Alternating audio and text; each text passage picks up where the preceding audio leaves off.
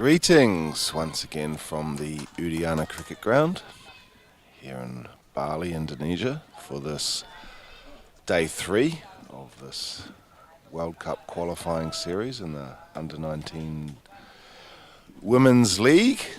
And Indonesia are playing Papua New Guinea today. And as you can see, Indonesia wearing their red strip today. And it was a very close match that they lost to Samoa yesterday, in the second of the 2 games yesterday. And so Papua New Guinea, and that's the first ball hit down the ground.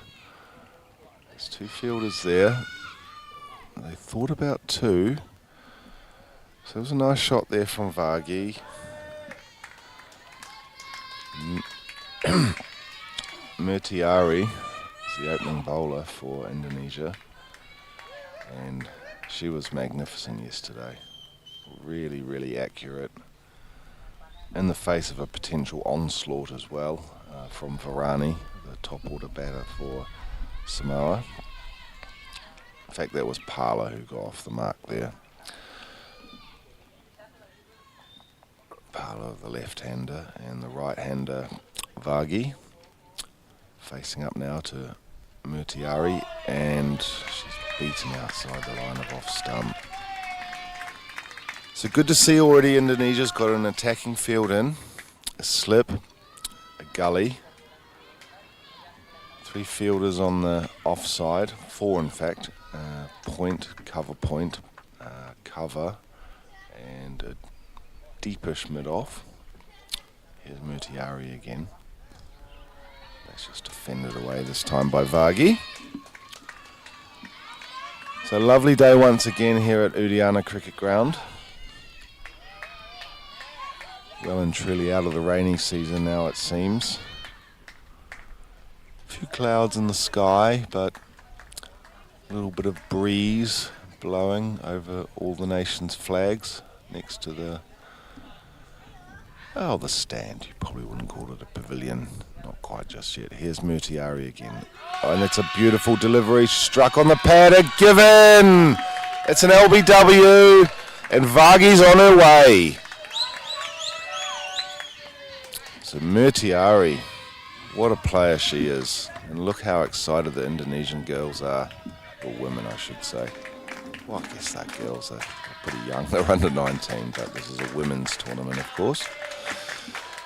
So Mutiari strikes once again. The local Balinese player. She's very, very impressive.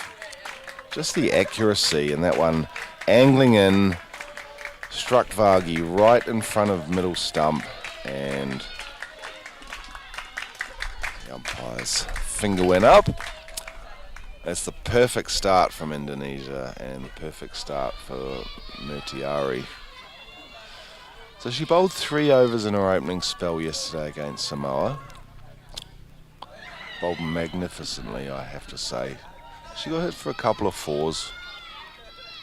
Probably only bowled 1 particularly bad ball, and then she got brought back towards the end when Indonesia really needed wickets. Anyway, here she is. Bowling to Lakshmi Rajadurai. She's just defending that one away. Rajadurai plays her cricket in Parramatta in Australia, in Sydney. Home, of course, to the Parramatta Eels Rugby League Club and also Big Rugby Union Club and other codes. She also scored 50 yesterday for PNG against Fiji, and it's a beautiful delivery once again, and there's an appeal. Oh, that's very good work from Pratiwi behind the stumps. Throwing the ball at the stumps, trying to effect a cheeky stumping. It wasn't given out though, as Rajadurai hadn't left her ground. Anyway, that is the end of the first over here. Papua New Guinea 1 for 1.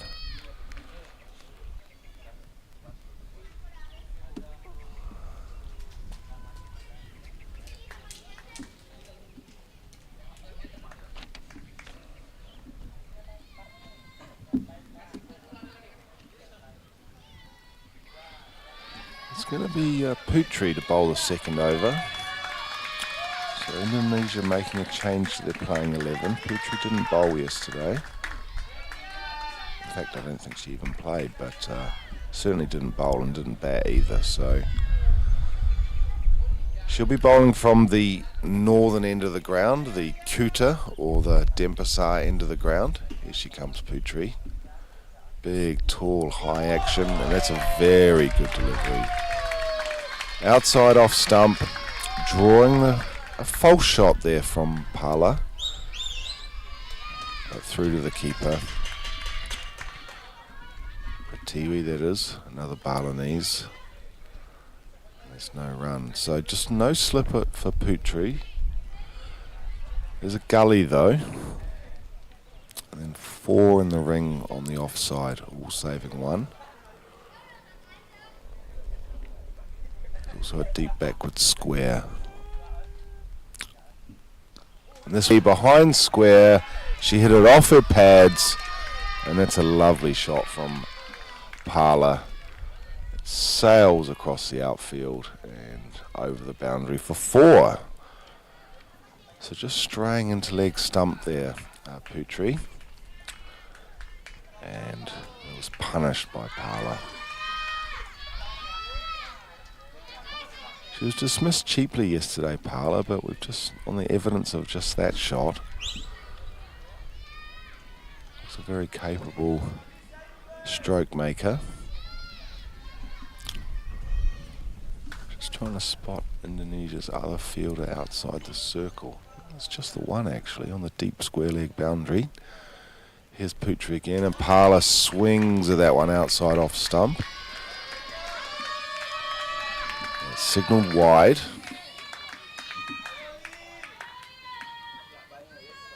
Indonesia was actually very good yesterday in their innings against Samoa in the second of the two matches yesterday. They only conceded 11 wides, 11 or 12. Here's Putri again. Good pace, and it's down the leg side though. Signal wide again. You can hear the enthusiasm from the Indonesia fielders. They're up for this one. And their bowling attack looked very good yesterday. I missed the first day of this series. The double header on Tuesday it was. Had a wedding to attend here in Bali.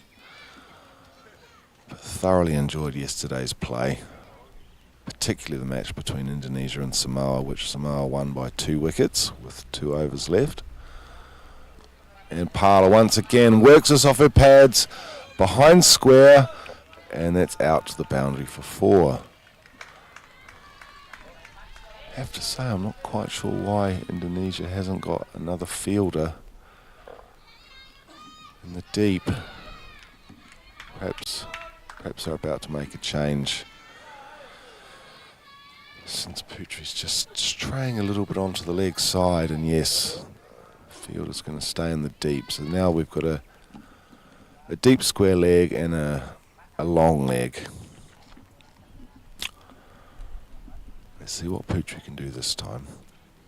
It's down the leg side and it's another wide. So Putri just struggling slightly here. She's gone for 2 4s and 2 wides off, and just the 3 legitimate deliveries or 3 wides in fact.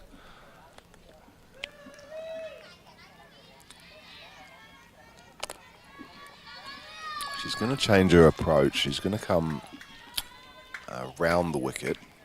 So right arm round the wicket to the left-handed Parla.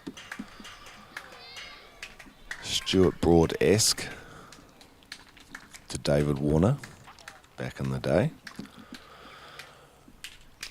And this is played nicely by Parla up to mid-on, but well fielded there, and there's no run.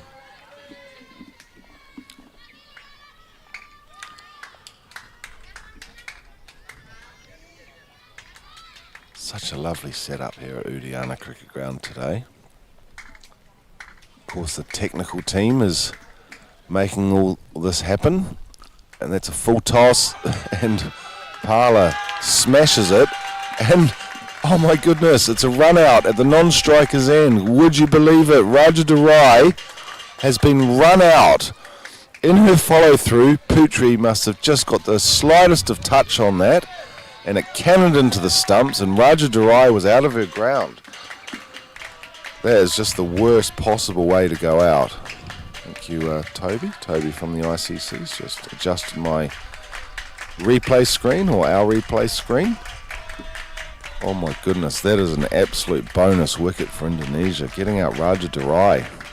Just look at this again. It was a full toss, smashed back, and wow, she must have just got a touch on it in her follow-through, Putri. And anyway, unfortunately for Raja Durai, she was out of her ground, and she makes her way back to the pavilion. So that's very much a bonus wicket for Indonesia. Raja Durai making 50 yesterday, 53 or 54 I think it was in the end. And that brings Lahir to the crease. She'll be at the non-strikers end though. The Papua New Guinea captain, who made 73 or 74 there or thereabouts yesterday, unbeaten, must say. Actually, her and Raja Durai were both unbeaten yesterday. Batted extremely well. So very much a bonus wicket there for Indonesia. You need a bit of luck in these games. Just a small hold up here. It's a change of helmet for Lahir at the non-striker's end.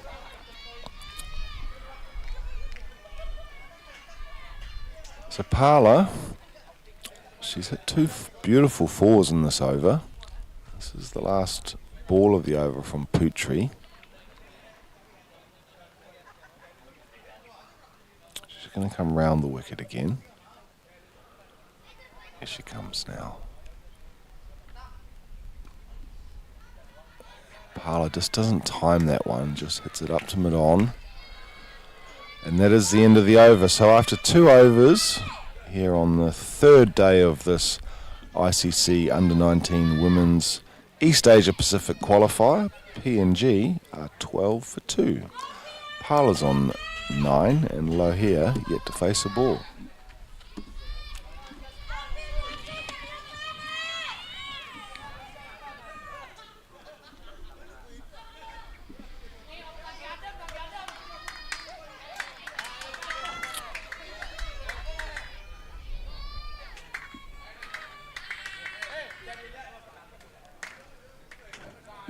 It's an all Balinese opening combination.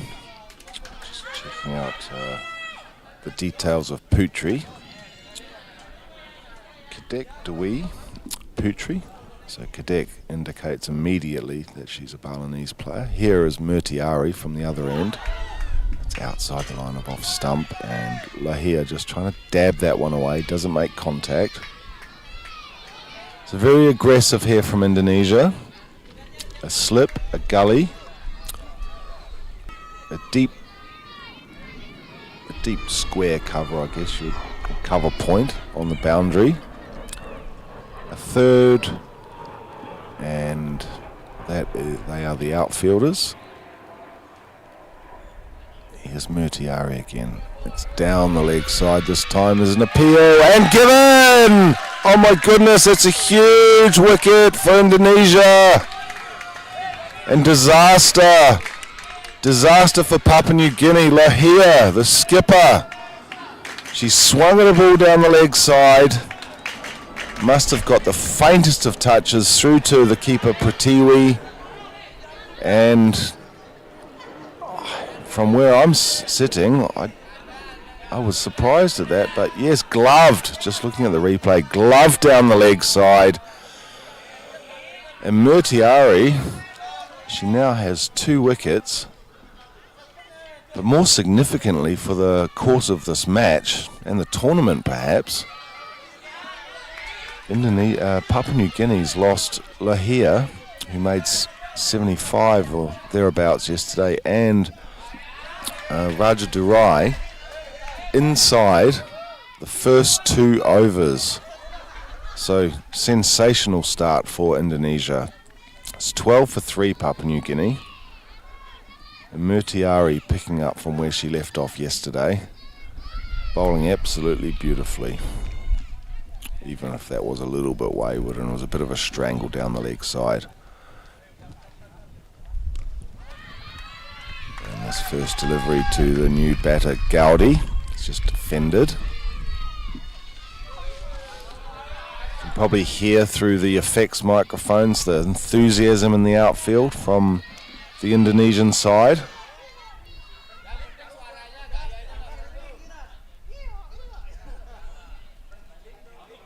Here's Murtiari again. And that's beaten Gaudi outside the line of off stump. She just tried to cut that one. It may have bounced over her bat actually. And through to the keeper, Pratiwi.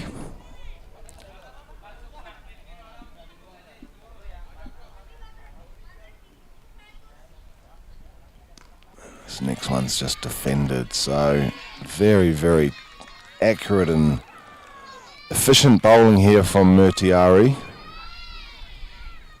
She's got a lovely run up, a very nice action. Very flowing.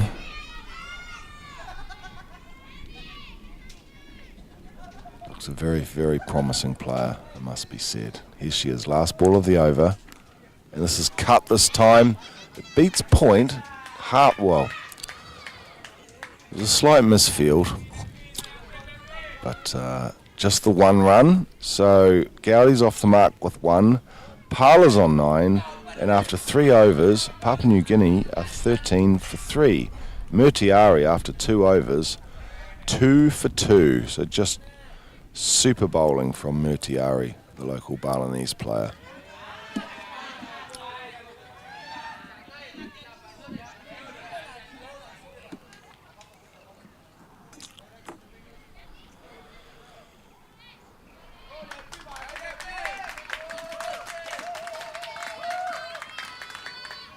It's going to be Putri to continue. This time bowling to the right-handed Gowdy. She conceded 2 fours in the previous over that she bowled to Parler, the left-hander. So one fielder out on the deep square leg boundary. Otherwise everyone in the ring. No slips though. Here's Putri. It's a full-length delivery. It's just defended by Gowdy.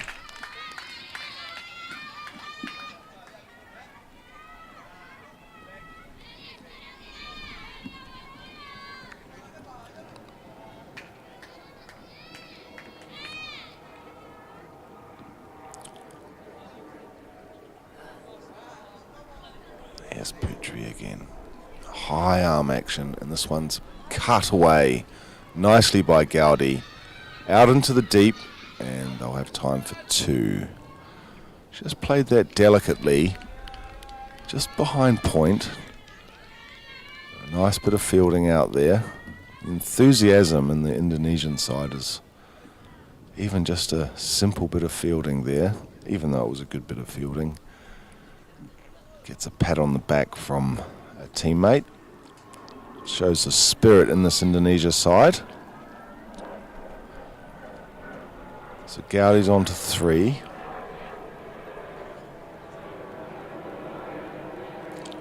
And this one is striking on the pad. There's a bit of an appeal. But, I think it was more in hope than anything else. As a plane flies over Udiana Cricket Ground from Gusti Ngurah International Airport, which is just up the road here from our ground location today. This one's down the leg side, just a bit wayward there from Putri. Signalled wide. So yes, Putri in her second over, Kadek Dewi. So Kadek indicates that she's the second child in her family.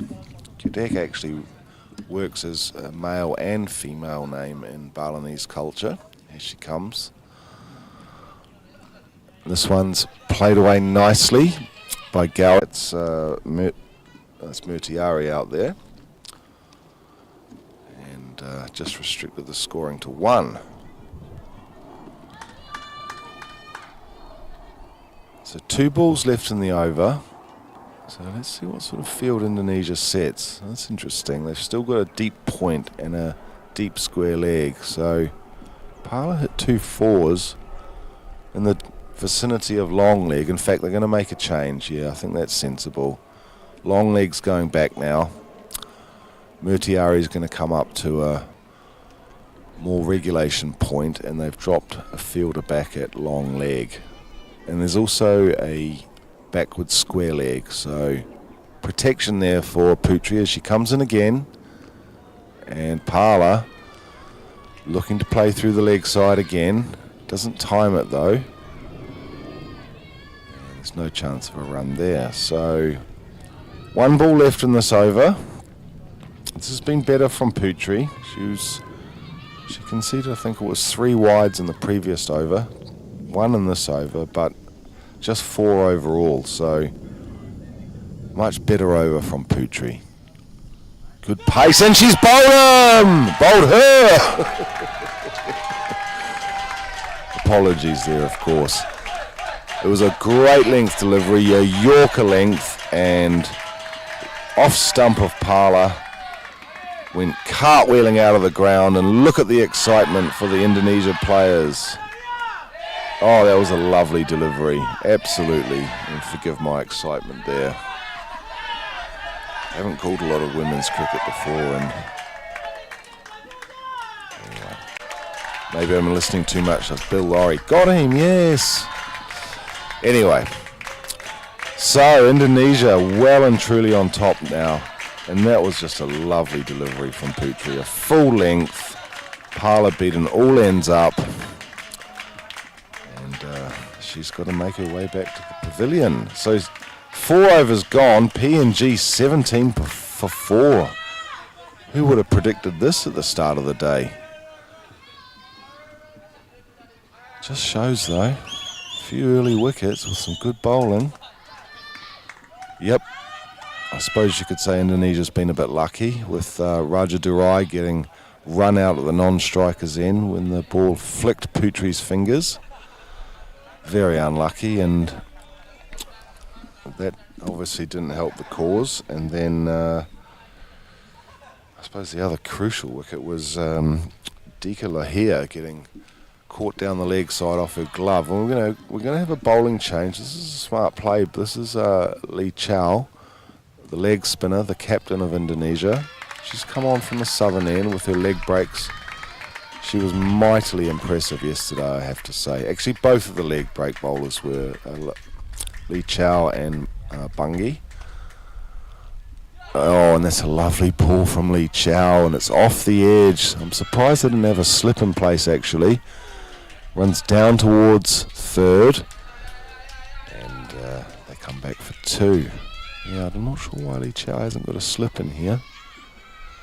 PNG 19 for 4.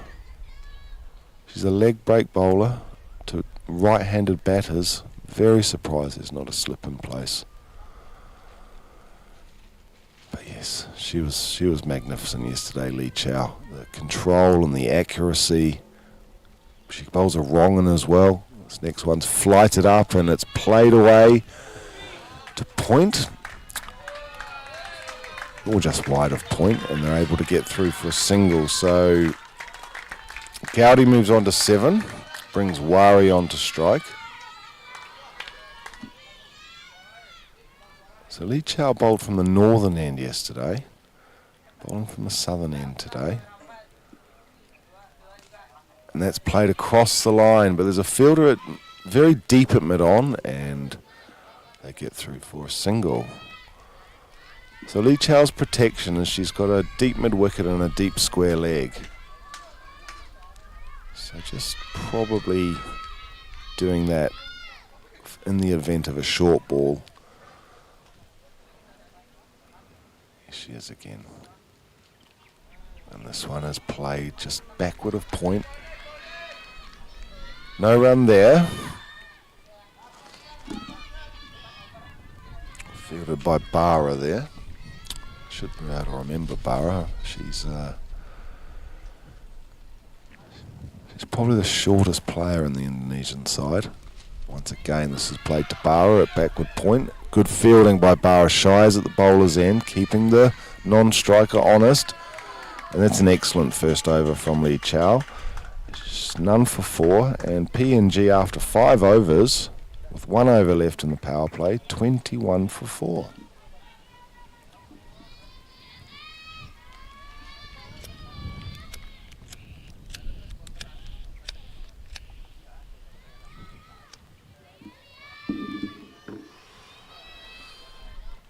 So Putri's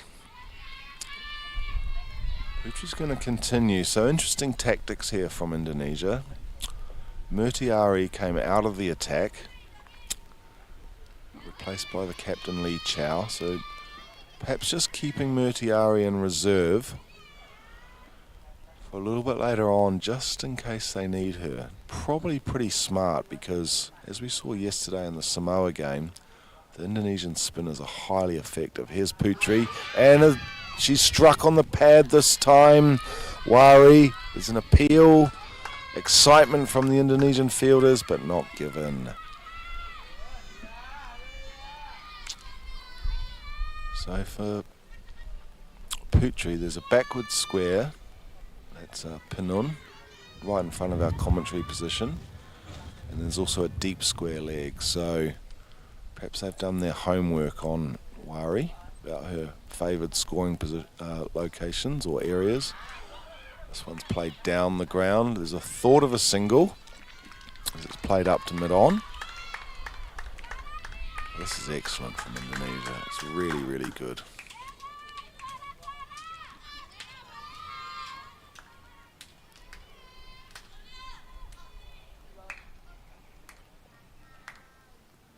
Here's Putri again. Over the wicket to the right-handed Wari. And Wari skies this one up in the air. There's a fielder coming in. Oh, there's a collision, but was it taken? I think it was taken. It was. Oh, my goodness. Pratiwi ran back as it was skied towards short third. And somehow out of all of that, I think there was a collision. Pratiwi has actually taken the catch, but has injured herself in the process. Wow, that was unbelievable. She took the catch. And I love the way she just raised her hand. Yeah, I got it. But I think there's, on a more sad note or unfortunate note, I think there was a head clash there as well.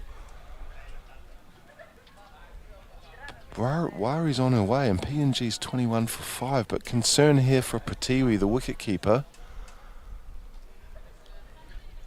Not quite sure who she collided with there, but there was a big collision and medical assistance is needed here, but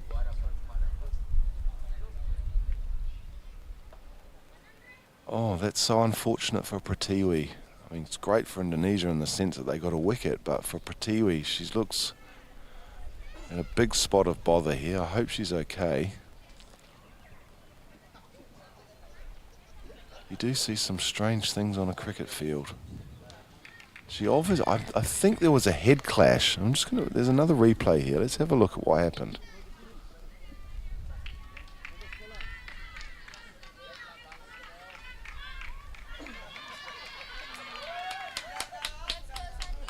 Yeah, she collided with Bungie actually. And I think what happened, even though Pratiwi was wearing the helmet actually. She's got the helmet on. I think maybe it was an elbow or something like that, but thankfully she looks fine. And although they brought a stretcher on, it won't be required. So that's very good for the Indonesian side. But less good for PNG. They're now 21 for 5. Yeah, Pratiwi just walking back into position. It's interesting she was wearing a helmet there because this is, of course, off a medium pacer. So you don't always, well, you rarely see a wicketkeeper wearing a helmet off a medium pacer standing 10 yards back. But maybe that's a good indication why it might be a good idea, even off a medium pacer. So Putri is successful. She now has 2 for 15, halfway through a third over. That brings Kaveri to the crease to join Gowdy. Gowdy's on 7. And Indonesia completely on top here. There's a bit of cloud cover comes over Udiana Cricket Ground.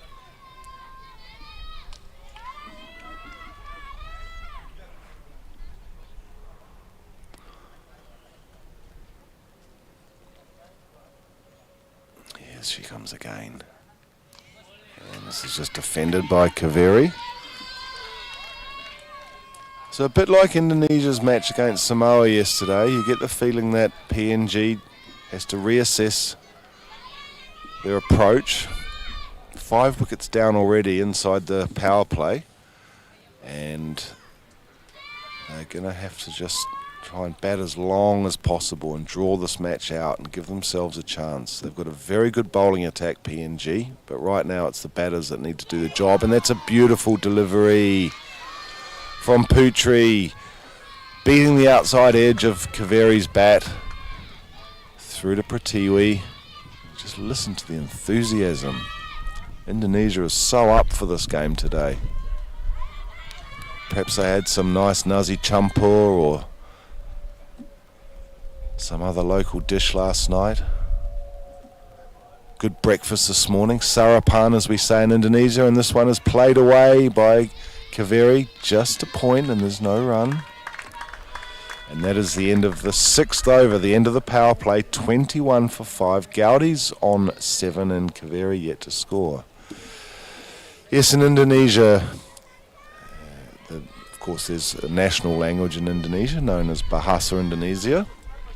And breakfast is called sarapan, also called makan pagi, which means morning eat.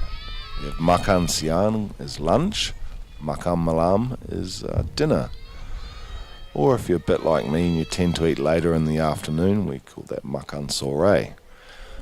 Here's Lee Chow, the Indonesian captain, beginning a new over with her leg breaks, and that's a lovely delivery.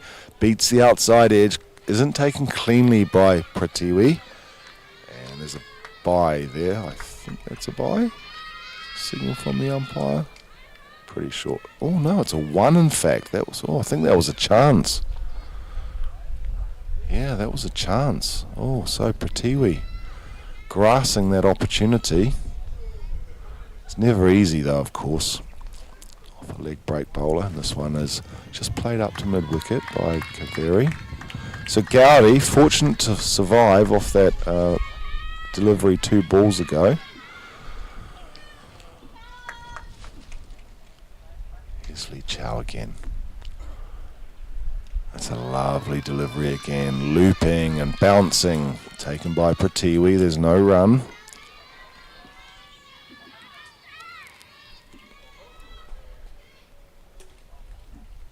A super impressive bowler, the Indonesian captain. This one's a bit flatter, and once again beaten. Kaveri trying to just dab that one behind point. I'm a little surprised, as I said before, that there's no slip in place at the moment. Maybe backward square could come out and go into slip. Well, having just said that, Kaveri's played it straight to backward square and they get a single. So, PNG on to 23 for 5. Kaveri's off the mark with a single. Brings Gaudi back onto strike.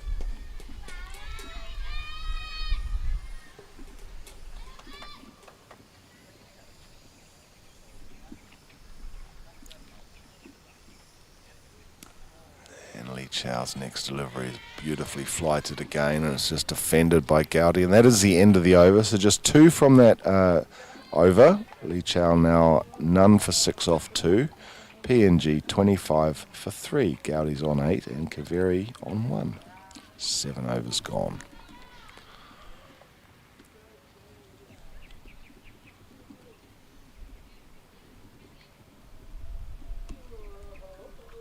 Sun back out. Indonesia's most famous universities, this cricket ground. Didn't lose any balls yesterday from memory, which happens from time to time here at Udiana Cricket Ground. On the east side of the ground, the Nusa Dua side of the ground, there's a big bunch of trees over there. If the ball gets hit over the fence, it tends to get lost. This one, it's Bungie this time, coming into the attack. So she's bowling from the opposite end to what she bowled yesterday. She's also a leg spin bowler. And the first one's just defended away by Kaveri. 1 off 8 for Kaveri so far. Bungie.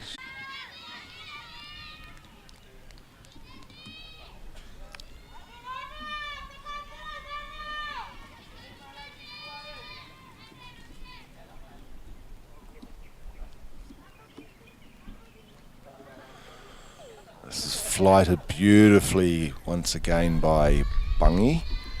And it's just defended once more by Kaveri. So as Toby from the ICC mentioned yesterday, maybe a lot of these players may not have faced high quality leg spin before. Makes it very difficult. But Kaveri's being very watchful here, and this time she's beaten. It bounces and goes past the outside edge of her bat, taken by Pratiwi behind the stumps. So good start here by Bungie. 4 dots, as they say in the scorebook. Don't think we really use scorebooks anymore. Maybe old people like me do, but that's defended once again. So Bungie online for a maiden over here. Pratiwi just being watchful, as I said. It's very sensible though. These 2 bowlers are very good at this time. She's just defending once more as it rises, plays it off the back foot, and that is a maiden over. Well bowled. Bungie plays her cricket in Nusa Tenggara Timur. That's a group of islands to the east of Bali, encompassing Lombok, Sumbawa, Sumba, Flores. Not sure if it includes Timor. I'm not sure. That's the western side of Timor, of course, that I'm talking about. Timor being the island and Timur meaning east in Indonesian. So it's Bara coming into the attack now. So Indonesia rotating their bowlers. So the left armour, and that's beautifully flighted. Beats the outside edge of Gaudi's bat. So Bara, I think, just bowled the 1 over yesterday, but she came on at a very difficult time. Got hit for a few runs. Great to see her captain giving her another go today. It's flighted once again, and that's a lovely, lovely delivery. It's played out to point, into the gap, and they're able to get through for a single. So Gaudi, she moves on to 9. Brings Kaveri back onto strike. With the power play being over, Indonesia's put 3 fielders outside on the boundary. Long on, mid-wicket, and square leg.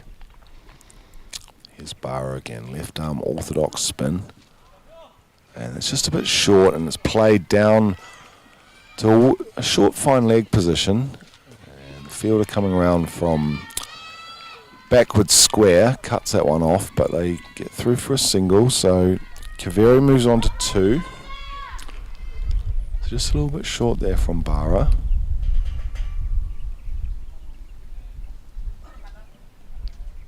There she is again, flighting that one up, and it's pulled just wide of mid-wicket. Oh, that might have been a chance. Well, not a chance, but close to being a chance. Deep mid-wicket does the fielding.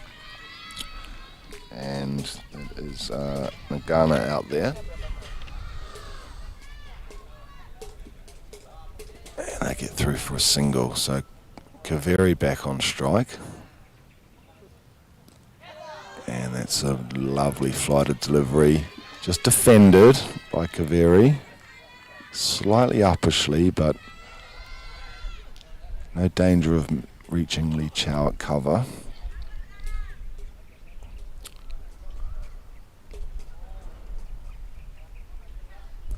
And once again, it's beautifully flighted by Bara, but played into the gap. And Murtiari was at a point having to come round to her right, and PNG able to get through for a single. Kaveri moves on to 3. That's the end of the 9th over. PNG now 27 for 5. So this has been phenomenal really by Indonesia.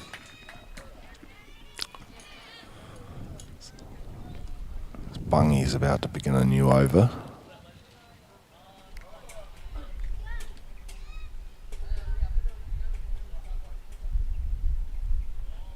This one's pulled. Oh, and it was Penun was there. I think the ball bounced just in front of her. She's fielding literally right in front of our commentary position, and I think it just fell just slightly in front of her. So not a chance, but not too far from being a chance. Here's Bungie again. It's a full toss, and Gaudi misses out there. Really should have put that one away.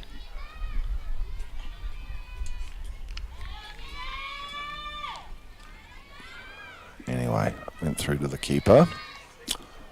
No run. Here's Bungie again. Very short run up. floats that one up, and this time it's pulled towards pin on it, backwards square. They take off for a single, and that's very well run by PNG. Well done by Kaveri there, just took off immediately, saw there was a chance of a run, and she got home comfortably in the end.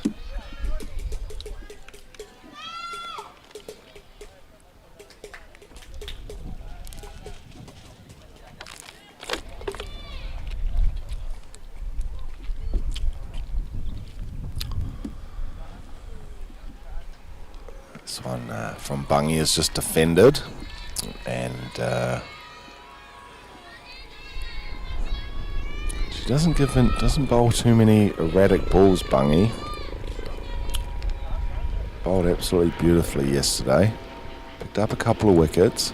This one's flighted, and Kaveri tries to come down the wicket but doesn't time it, hits it to mid wicket, and there's no run there.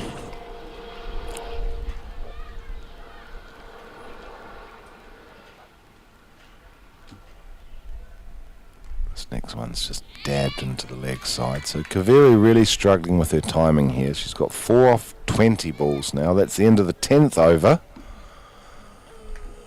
And it's 29 for 5, Papua New Guinea's score.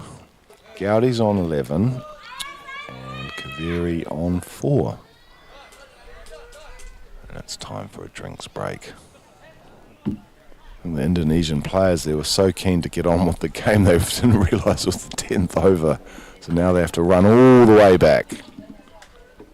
I think we might have Toby joining us shortly. Of course, very busy in his position, both at a tournament level, of course, making sure everything ticks over for this tournament. And also, I'm sure Toby's got his day job to deal with as well. He's not just on holiday here in Bali. Not like most Aussies. I'm a Kiwi, of course, so excuse me giving the Aussie a hard time over here. But I must say this tournament's being run extremely well. Toby, you might just want to check whether this is actually, it might need batteries, I think. I'm not sure that your microphone's working, Toby. Not because we don't want you. Are we on now? G'day, Andy. Yeah, Toby, how are you? Nice to be here, and wow, what a opening first 10 overs it's been for Indonesia. Unbelievable, isn't it? But I mean, it just shows how luck actually plays a part in cricket, right? PNG's 2 best batters, one gets run out at the non-striker's end off a deflection, and the other gets strangled down the leg side. You know, you sort of can't make this sort of thing up, right? If Indonesia wanted to get 2 batters out, that's probably not how they were thinking it was going to happen. Yeah, I doubt that was part of the planning meeting around how to get those 2 big wickets. But, you know, in this game you take whatever you can get, and if luck's on your side, fantastic opportunity there. You take it, and to have the score at 5 for 29 after 10, yeah, they're in the box seat, aren't they? They certainly are. What is the box seat, by the way? Is it? Oh, sorry. That's just me being stupid. I know exactly what you mean, Toby, but I always wonder sometimes you hear these expressions. I actually don't even know what the box seat is. Here's Bara continuing after the drinks break. And Gowdy trying to dab that one down towards that more behind point. Doesn't make contact. So Bara's the left arm orthodox spinner, comes between the umpire, round the wicket. It's short and it's pulled out towards deep backward square, and a valiant effort out there on the boundary. She's not able to cut it off out there, and it's 4 to Gowdy. She moves on to 15, so just a bit short there from Bara. So Toby, how are you enjoying your stay in Nusa Dua? That's what I wanted to ask you. Yeah, it's wonderful to be back here in Bali, Indonesia. I think the people here have been extremely hospitable, particularly the cricket PCI, Persatuan Cricket Association. have made us feel welcome. Oh gosh. Oh, there's a chance for a run out here. Is it going to be out? Yes, a run out at the striker's end. Gowdy pushed it up towards mid-off. She came down the wicket. She was sent back by Kaveri, but she didn't make it back in time. It was a good bit of work behind the stumps by Pratiwi to gather the ball, take the bails off, and Gowdy's on her way. So PNG in a fairly big spot of bother. They're 33-6 now. Not quite sure how that happened, really. It was her call. So in fairness to Gowdy, it was her call. The ball was played in front of the wicket, but there was just no response from Kaveri, and Gowdy makes the long walk back to the pavilion. Yes, Yeah. so Toby, Well, I was just going to say, it was a great fielding effort there from Indonesia. Their fielding throughout this tournament so far, it's been exceptional. You know, some really high quality catches, and that run out. It's come to be expected from Indonesia, this high quality fielding, hasn't it? Yeah, they've you can see that they're very well coached. That much is clear. But you know that Indonesia has this high performance program based here in Bali, and I'm not so sure about the under-19 side, but definitely the senior women's side is permanently here in Bali every day. So they live here, they train here, and I imagine that the under-19s get a lot of the benefit of that. Here is Bara to the new batter Tome behind point. It's time for a single, so she's off the mark immediately.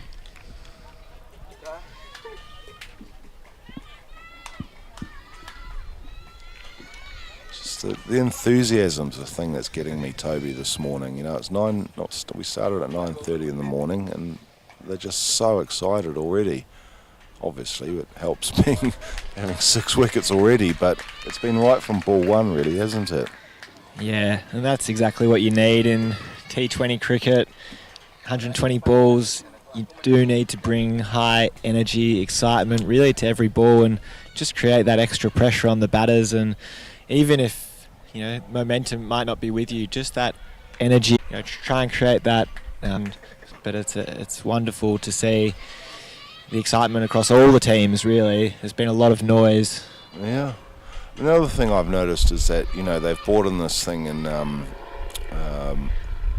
let's say in some of the leagues now, and it might even be in T20 international cricket at the highest level, the stop clock thing, but it's not a problem for Indonesia. It's like new over begins, it's Bungi. It's worked off her pads by Thomas, behind square, able to get back for 2. But yeah, I mean, this Indonesian side, that they're never ever going to have a stop clock issue changing between overs. They're just so enthusiastic. They're just running everywhere. It's just, and I think you're right. The energy, it's great for them, and it possibly does play on the mind of the PNG side. There's this next one from Bungi to Thomas. It's just defended. Of course, Papua New Guinea is the neighbouring nation of Indonesia. It shares a New Guinea island with the Papua province of Indonesia. This one's played again behind square. It's a good shot by Thomas. And they're going to come back for a second. There's a hesitation. This time they don't. Very good fielding there from Murtiari. She made ground quickly to her right. And she's got an excellent arm, as I suggested yesterday on commentary. I was really very impressed with the strength of her arm in terms of how she can throw it to both ends of the ground fairly comfortably. Here's Bungi in this one and beats Kaveri outside off stump. So Kaveri just struggling with her timing here a little bit.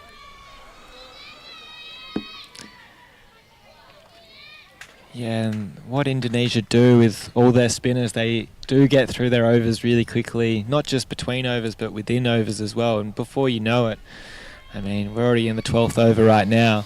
And if you're the opposition in PNG, in this example, you think, geez, how are we already so far into the innings? Yeah. Exactly, and Kaveri's used up 24 balls for just 4 at the moment, and this time she's down the wicket, and there's a shy at the stumps, but Pratiwi can't gather it. Oh, that would have been close if she'd caught it. But I do like the way, I mean, that's a great example. Okay, so Pratiwi just dropped the ball, and the fielder there, that was, who was that? I just didn't quite pick up. I think, was that Bara? Yeah, I think it might have been Bara actually. Just, came straight back to her and said, look, it's fine, don't worry, let's get on with it. But Kaveri showing a bit of intent there, coming down the wicket, playing it into the leg side.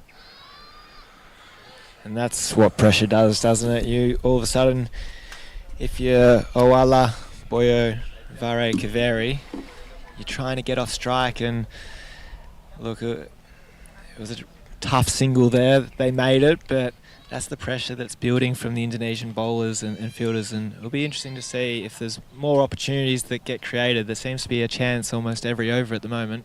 And Murtiari back into the attack now, the opening bowler. So you might have thought that she would be held back till a bit later in the innings, but a bit like we saw yesterday, Indonesia looking for another wicket here, looking to try and really restrict the scoring of the Papua New Guinea side. Here's Murtiari, right arm pace bowler that's played behind square, fielder coming in probably from 2/3 of the way to the boundary. And it's time for a single, so Kaveri moves on to 6.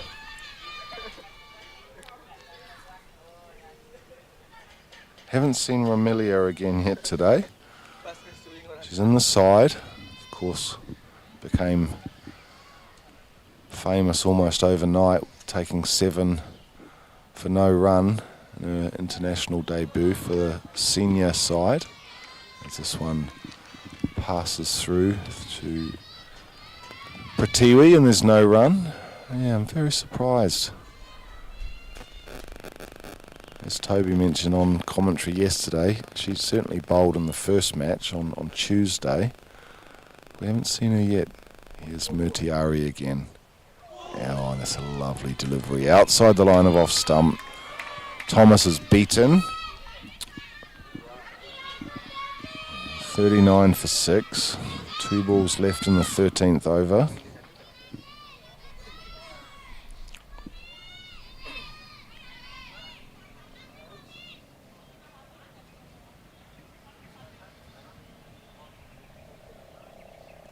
And this one's played away out towards deep backward square. There's 2 fielders converging on that. It's just the single to Thomas.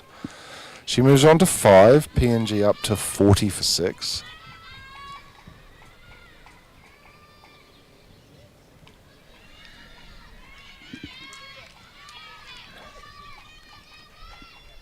So that noise you can hear is, I can assure you, it's not the crowd. It's definitely the fielders.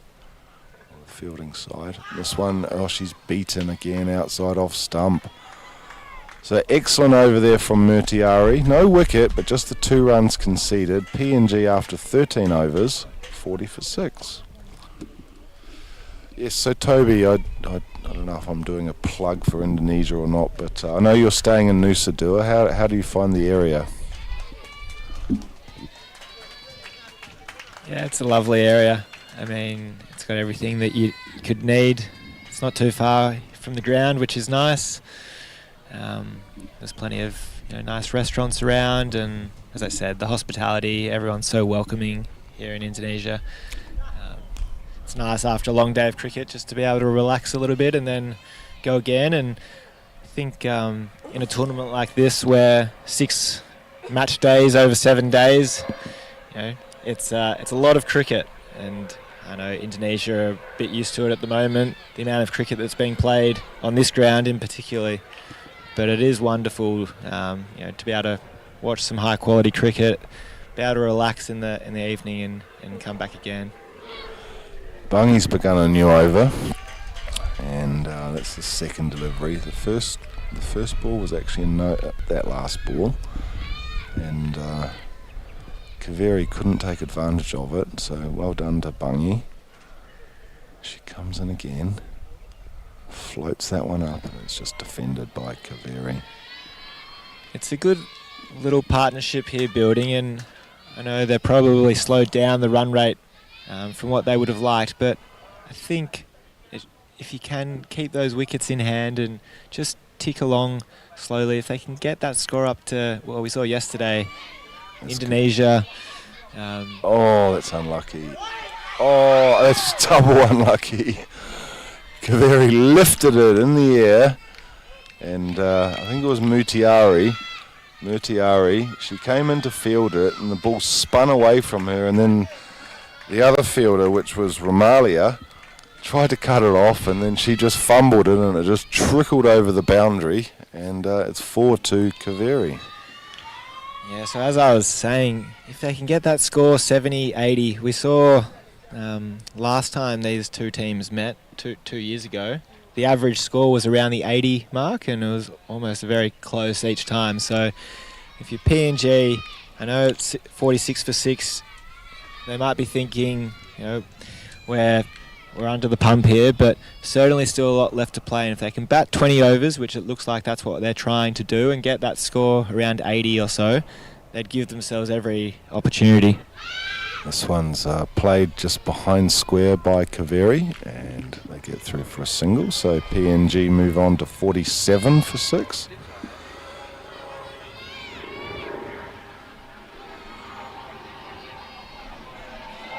Of course, Indonesia yesterday almost defended 71 against Samoa. This one is a wild swing, and there's a big thick outside edge off the bat of Thomas. They're going to come back for 2. There were no slips in place, so it was a chase down towards, well, just behind the keeper really. Long stop, as we used to say. Anyway, that's the end of the 14th over. PNG 49 for 6, so just the 6 overs remaining. And as you said, Toby, still 4 wickets in hand, and 6 overs, if they can get, say, 5 and over, that's 30, that takes them up to 79 possibly. Yeah, somewhere around there. Yeah, absolutely, and I think a score of 79-80, it's the game is well in the balance. So far, Indonesia in this series so far, in the first game, they were only chasing a score, I think, of 50, so, they did make that comfortably, but then we saw in yesterday's performance against Samoa just scoring 70, 71, so they haven't yet scored 80 in this tournament, good point. It could challenge them. I think they'd still back themselves to be able to chase 80, but it'd be an interesting game. Anyway, Mutiari's begun a new over, so she's going to finish her spell from the Uluwatu end of Udiana Cricket Ground, and this time it's, as you expect from Mutiari, good line and length, beats Kaveri outside off stump, so Mutiari doing a job for her captain and her team and the nation here. She's so accurate. I've not seen her play before, but I've been mightily impressed with what I've seen yesterday and today. She's got an excellent action, quite pacey, and once again, outside off stump. Just fancy her firing in a Yorker here. Might be a good call. I get the impression she's a bit like Glenn McGrath. Doesn't want to concede any runs. Loves beating the outside edge of the bat. I know she went for a 4 when she tried to York Varane from Samoa yesterday. And that's a lovely delivery. It's struck on the pad and given! LBW! So she's done the job. It was slightly fuller. She'd been bowling outside the line of off stump. That one was on the stumps, struck on the pad, and a beautiful wicket there. LBW, Kaveri goes after a very patient 11 off 37 balls. Just looking at this one again, possibly that was outside the line. Just looking at, hard to say, it's very difficult. We don't have ball tracking or anything like that on our screen. But the umpire thought long and hard about it. The one thing I would say, and you never want to be too critical of umpires, is that Kaveri was well back on her stumps. She wasn't coming forward at all. It was just a question of... but whatever the case, Murtiari has the wicket. She now has 3 for 4. 3 for 4 with just 2 overs left in her spell. Here she comes. It's Guraya facing up now, and she's just defending. And if you're the captain, Lee Chow, that's exactly what you would have been hoping from your strike bowler, Murtiari, to be able to get a wicket in her last over. We saw her set Vare Kaveri up perfectly there. The ball before, the one that just cut off and just swung out. I think you mentioned Glenn McGrath, and then the next one, it straightened up and probably just taking out the top of off stump on the bailers there. Wow, she's got a beautiful arc with a natural outswing, and then that one that comes back in, attacks the stumps. Well, that's the end of her spell too, Toby. 3 for 4 off her 4 overs. PNG, that was a wicket maiden as well. So, yeah, I mean, what more can you ask for?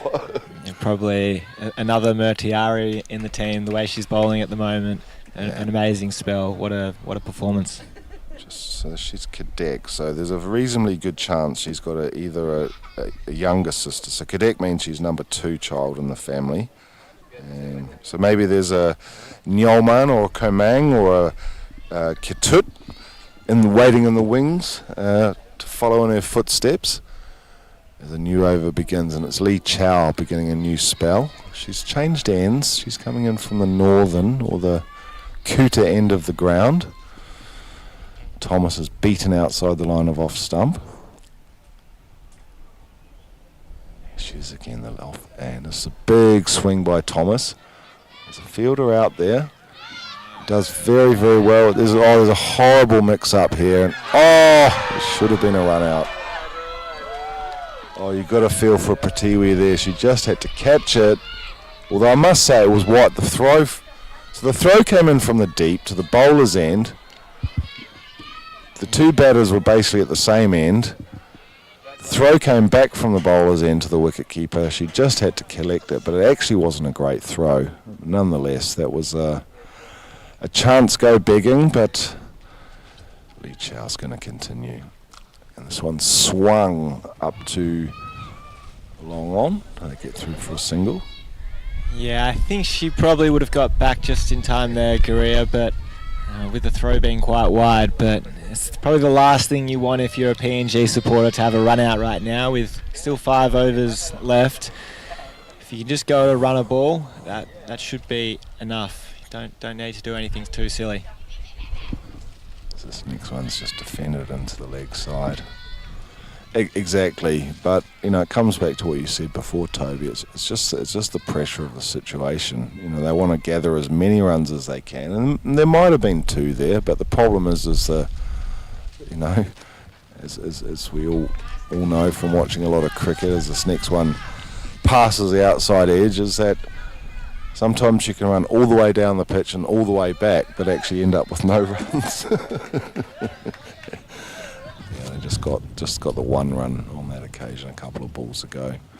And once again, Lee Chow, it's a good length, flatter. Beats the outside edge, so just 2 runs from that over. Lee Chow now's bowled 3 overs. She's got none for 8. And PNG, 51 for 7 with 4 overs remaining. Thomas is there on 9 and Guraya's with her on 1. Bit breezy here today, bit more breezy than yesterday. Of course, all the nation's flags are fluttering away there above the little stand we have here at Udiana Cricket Ground. We're sitting under a marquee at the moment. Sun over our heads, so we're well sheltered from the heat. It's going to be Panun, who I thought was very impressive in a really tricky situation yesterday. She came on late against Samoa. Here she comes from the Uluwatu end. It's a wild slash outside off stump. Through to the keeper, there's no run. So we haven't seen Ramelia again. Probably need to stop bigging her up so much. Reminds me of a famous football manager. maybe tell that story later. Here's Pinun. It's a full-length delivery and it's played up to mid-on. They run on the shot. It's well run. Bungie does the fielding there.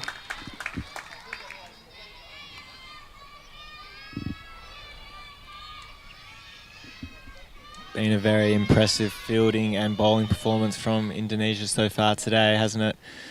Not letting too much through. Very disciplined. Here's Pinun, and this one is lofted towards Lee Chow at cover, and she just can't quite get, well, she got to it, but just didn't hold it, the skipper. It was lofted in her direction. I have to say that was probably a regulation catch, but she just grasped it. Well, not a regulation, she sort of had to dive for it, I guess. This one beats the outside edge of Thomas's bat. So unfortunately there for Lee Chow. But one thing I like about this Indonesian side is their heads don't go down when something goes wrong. I mean, obviously it helps when it's 52 for 7, but it just doesn't seem to bother them. Just straight back into it again. Here's Pinun, right arm over the wicket. And she's struck on the pad this time, and it's another LBW. Thomas goes. She played across the line. It was a straight delivery from Pinun, and PNG, they lose their 8th wicket. It's 52 for 8. Yeah, they're just creating multiple chances, aren't they, Indonesia, as we watch the replay now. Just pitching on middle and leg, straightening up. You're straighten, yeah. Yep, Kalidas had no hesitation in raising his finger there. Well bowled to Pinun. Keeps asking the question of the batter, and well-deserved wicket. Yeah, it's a good summary of the delivery there, Toby. She also came not wide on the crease, but ball angled in towards middle and leg, and there was just a hint of swing. And I guess it was because of that swing it gave made the decision for the umpire that much easier. As Alex comes out now to join Garea.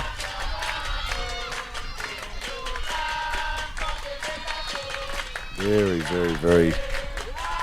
not even sure where. Oh, I think that's the stand. Yes, I think we've got some cheerleaders here. You see the chap there trying to rouse the small crowd that we've got here. Doing a fine job as well. So just one ball left in this over from Pinun. Yeah, they sense the occasion, don't they, the Indonesian fans? They know this is almost a must-win game if they want to keep their hopes and chances alive to qualify for that Under-19 Women's World Cup in Malaysia in January. And they're up with every ball at the moment, trying to will their team over the line, or at least to try and get these last 2 wickets.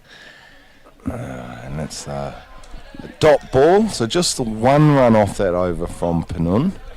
So 17 overs gone, 3 remaining. Watched under-19 women's cricket, and that delivery that Lee Chow bowled yesterday to get Varane, the danger player, out from Samoa was just, it was high quality. I was super impressed. Here she is again, Lee Chow. And this is played up to cover, and was that a chance? Possibly. Might have bounced just in front of the fielder at cover. I think that's Bungie there. And they get through for 1. Just went behind her. But yeah, to be able to bowl a wrong-in at this age, you know, probably without, even though she wears the same number as Shane Warne, the late great Shane Warne. I don't know, maybe she watched a lot of YouTube, but just to be able to perfect it and then pull it out in a match in a really precious situation, accolades to the Indonesian captain, Lee Chow. It's just a bit of a problem with a non-striker Alex's pad here. Slight delay. No helicopters so far today. But it is another beautiful day here at the Udiana Cricket Ground, isn't it? Perfect conditions, a slight breeze. As I say that, the breeze just picks up a little bit more. which is exactly what you want when it's, what would it be, 27, Yeah, 27, 28 degrees today. Let's have a look. I think it's probably around about that. No, let's have a look on my phone. Just beautiful conditions for cricket. You can't ask for much more, can you?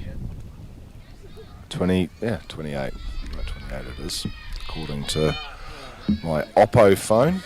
Probably if you check a different phone, it'll give you a slightly different reading, but yeah, that sounds about right. Going into winter, of course, here in Bali. Not that there's ever really a winter, but this next one is played up in the air. Excuse me, played up in the air to mid-off. Fielded there by Bara. They get through for a single.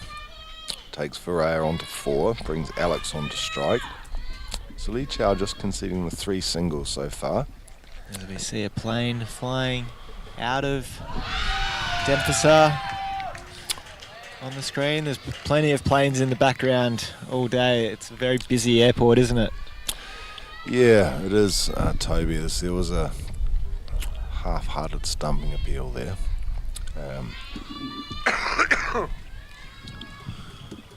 Yeah, it is a busy airport. I mean, obviously you've got all the domestic flights as well to all the various parts of Indonesia. I think there's probably something like 10 a day to Jakarta, for example. Here's Lee Chow. This one swung away to deep backward square. There's a fielder there. Oh, she gets down nicely to that. I think that's... Oh, and it's a good throw as well, but they get back for 2. Yeah, good bit of fielding there from Romalia. Great running between wickets, though, between Alex and Guria. It was always looked like 2, but they ran the first one really hard, and yeah, well done for coming back for the 2 there, taking on the arm. Yeah. But just on the flights, I'll come back to that in a moment.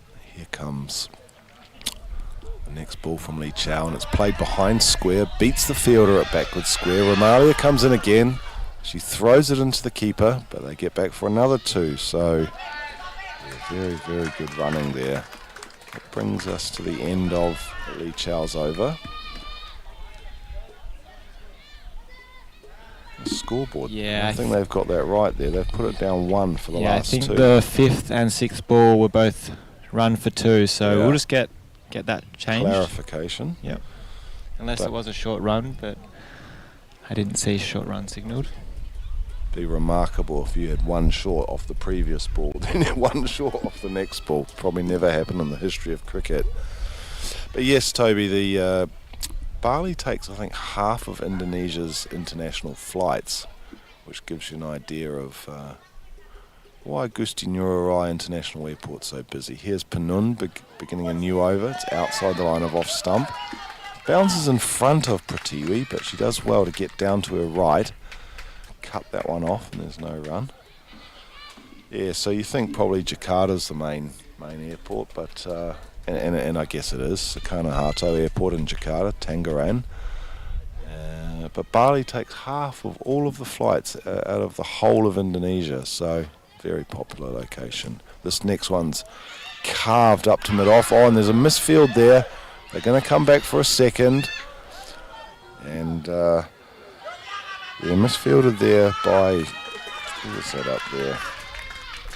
That was Putri, the opening bowler. Just got down to it quickly, but just possibly took her eye off the ball. And so 2 runs. So PNG moving on now. 59 for 8.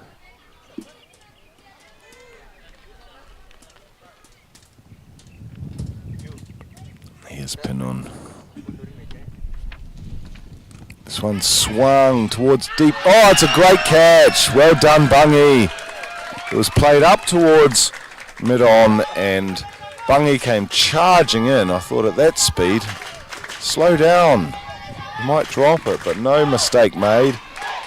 And PNG's 9th wicket goes down. They're now 58 for 9.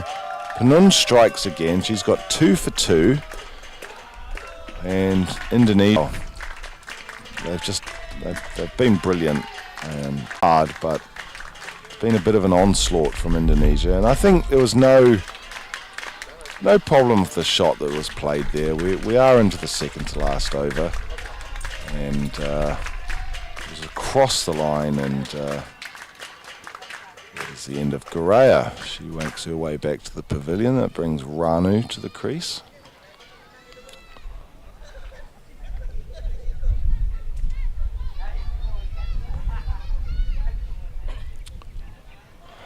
So, what have we got left? 9 deliveries. Panun to continue. There'll be 1 over left after this. I think Bungy's bowled out. She might bowl the last over. Let's just see what happens. Anyway, it's Panun to carry on. This one's swung straight to mid-wicket. There's no run there.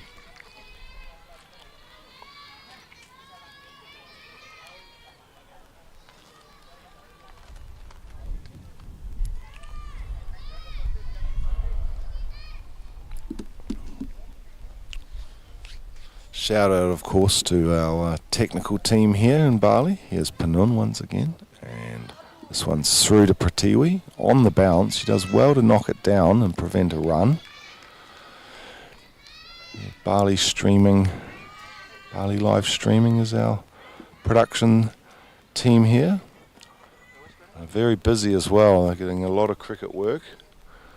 We've got 4 cameras around the ground. Here is Panun, last ball of her over, and this is played up to cover. It's fielded there by Lee Chow, and there's no run. So after 19 overs here at Udiana Cricket Ground, Papua New Guinea are 58 for 9, Alex is on 3, and Ranu yet to score.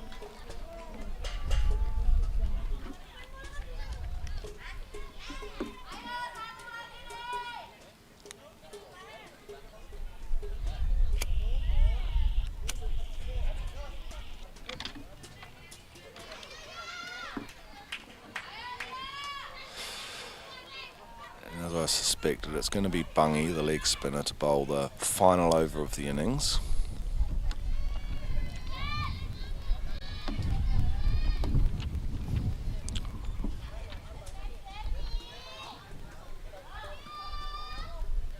In fact, no, I'm sorry, it's not. It's Putri, the opening bowler. She's got 1 over left in her spell.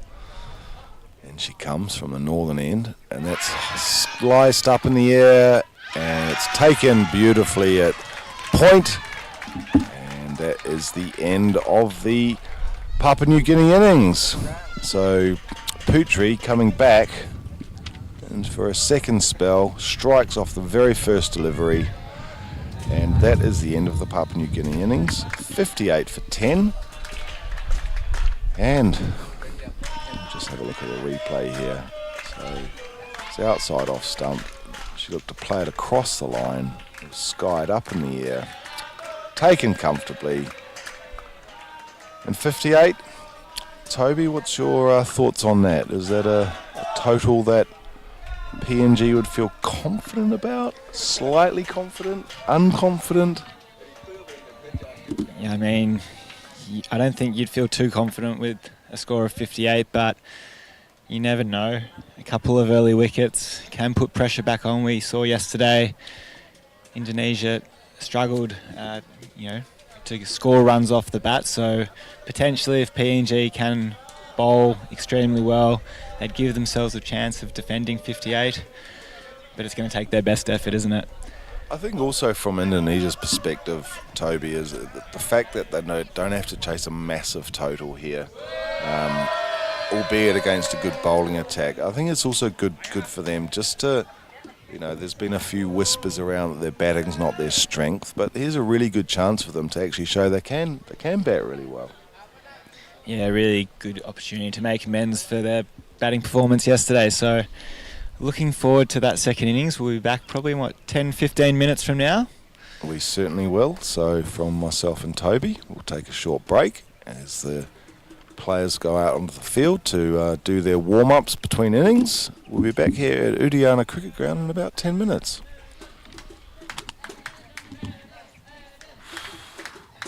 So apparently there were 2.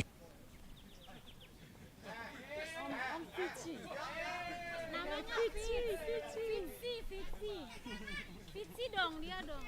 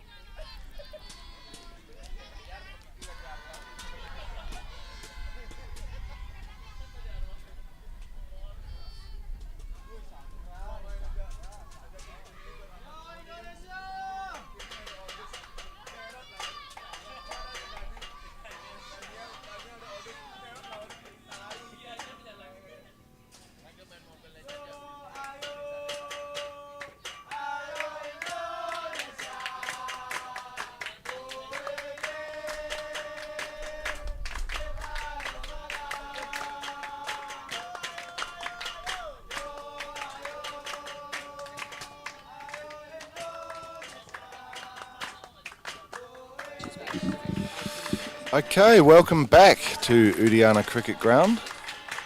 The ICC team's just ordered in some pastries and coffees from Baker's Corner, the Boulangerie, which is part of Pepito Supermarket here in Bali. Scattered all around the region, probably 6 or 7 of them, I guess, as the Indonesia innings begins.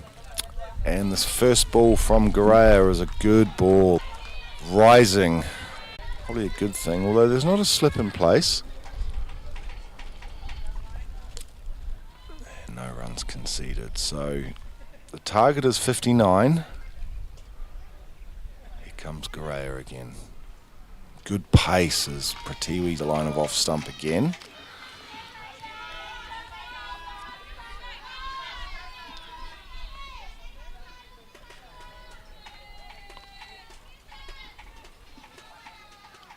So PNG, a little bit on the defensive here, just a ring field.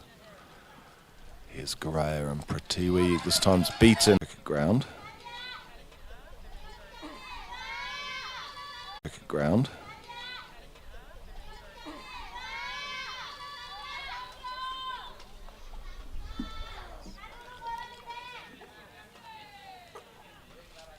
Here comes Guraya again. And Barra's just defending this one.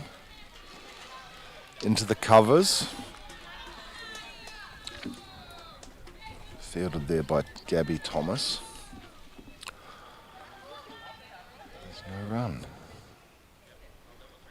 Pads there. Guraya and Barra worked that one away nicely.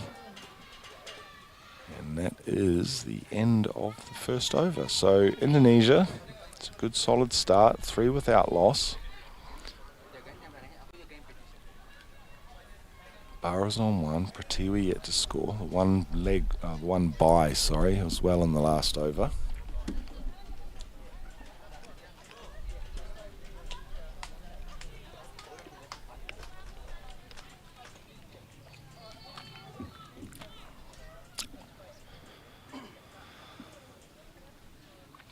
So it's going to be Alex to bowl the second over.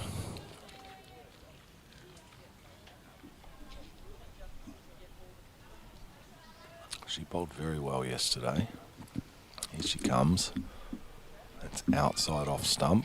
Through to the keeper. Not signalled wide.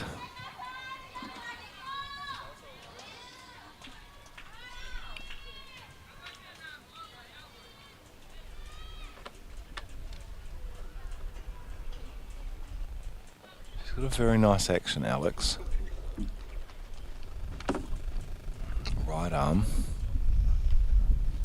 This one swung away down towards mid-on. It bounces just in front of the fielder there. They get through for a single.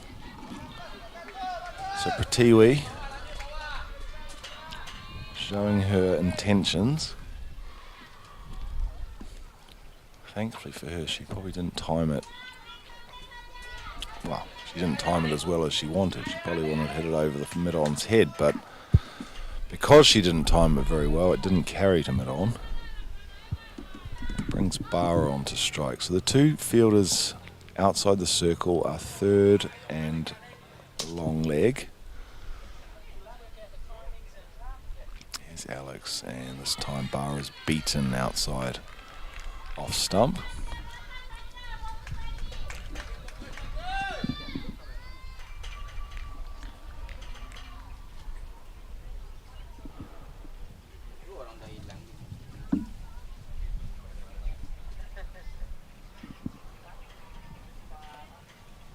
Alex over the wicket to Barra. She plays it up to mid-on. There's a thought of a single. But probably wisely sent back by Pratiwi.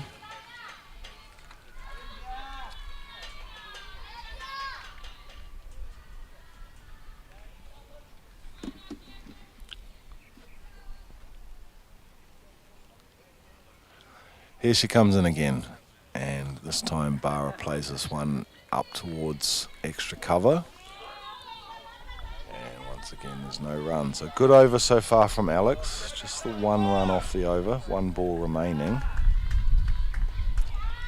But Indonesia won't be too concerned about that. They've obviously got plenty of overs to get these runs. The 59 they required at the start of the innings. They require 55 now.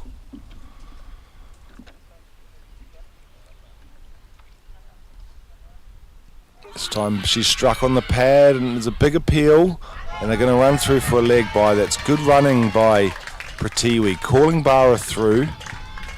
But Bara was beaten there by a full-length delivery. It was an appeal for LBW.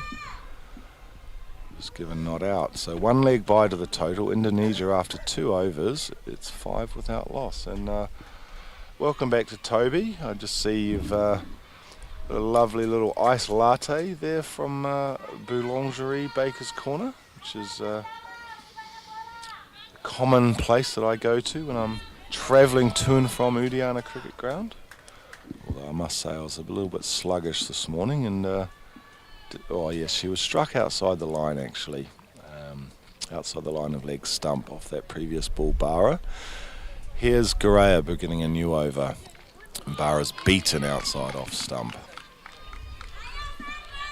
We're just going to have a few more voices in the commentary position for this innings. I'm just going to pass over to Toby for a bit.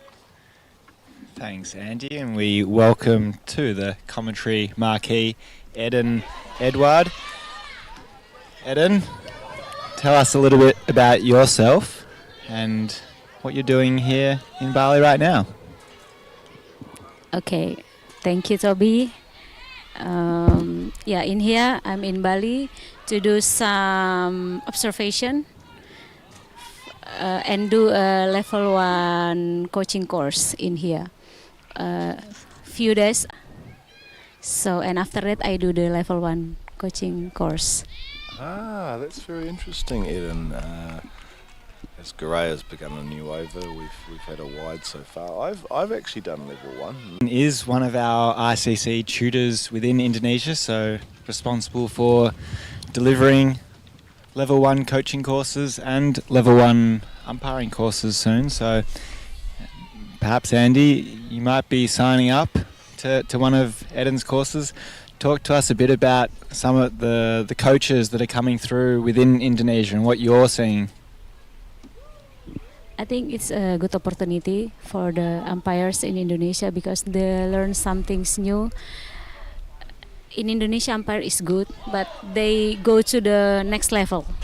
Yeah, the next level of umpire. So it's a good opportunity to be better.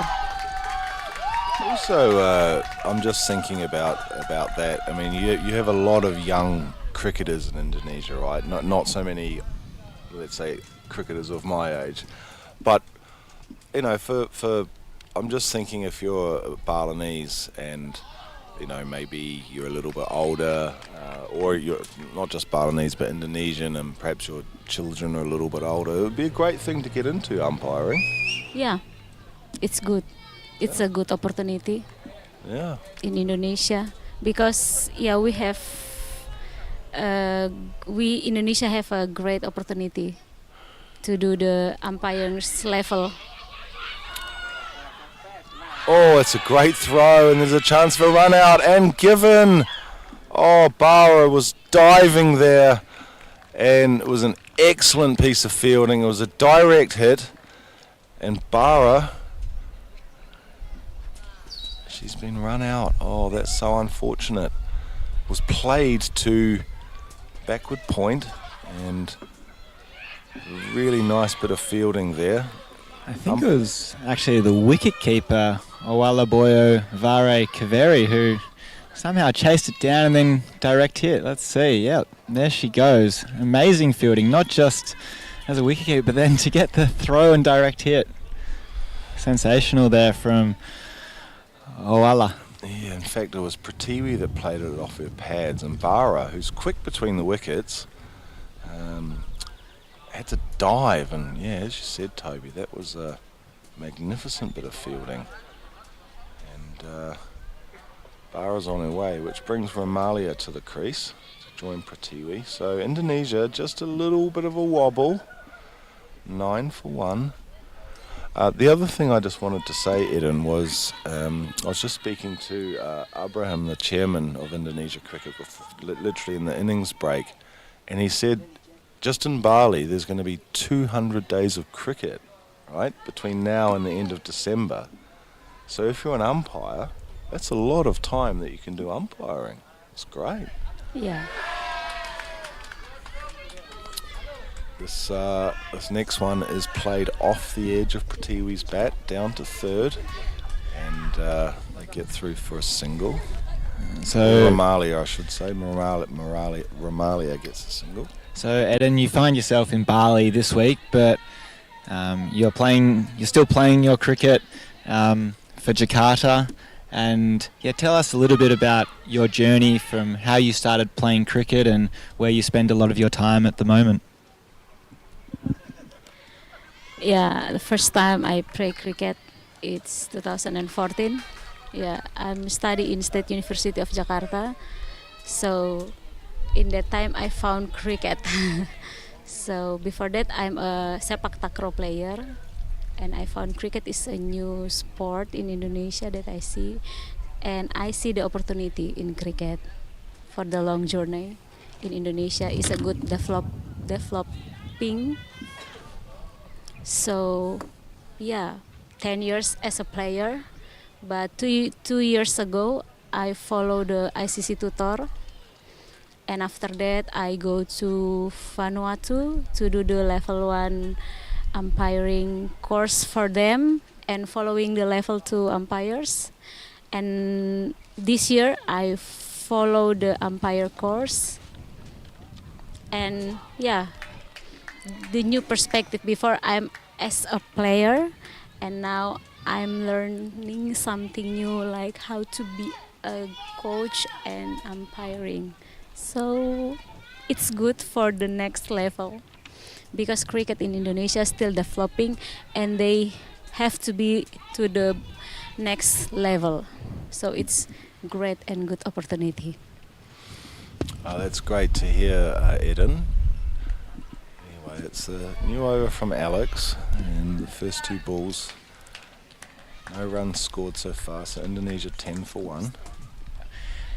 Yeah, and it sounds like, Eden, you're getting pulled in different directions, whether it's to, still playing, but as a coach tutor or as an umpire tutor. Where do you see yourself going? And obviously now doing a little bit of commentary today, but there's opportunities, aren't there, for coaching and umpiring? Which one do you prefer? Even this week, you've been pulled in different directions. I think it's hard to choose because I'm enjoying both of them. But what I wanted to say is we have place for women to do the coaching and the umpiring. Not just only the men, but the women have the opportunity to learn and be a coach and be an umpire. Yeah. I'm enjoying, but let's see for the next journey. But yeah. Oh, well, maybe you don't need to make your decision right away, Eden, as this next one's just down the leg side from Alex. It's a wide. Indonesia moves on to 12 for 1.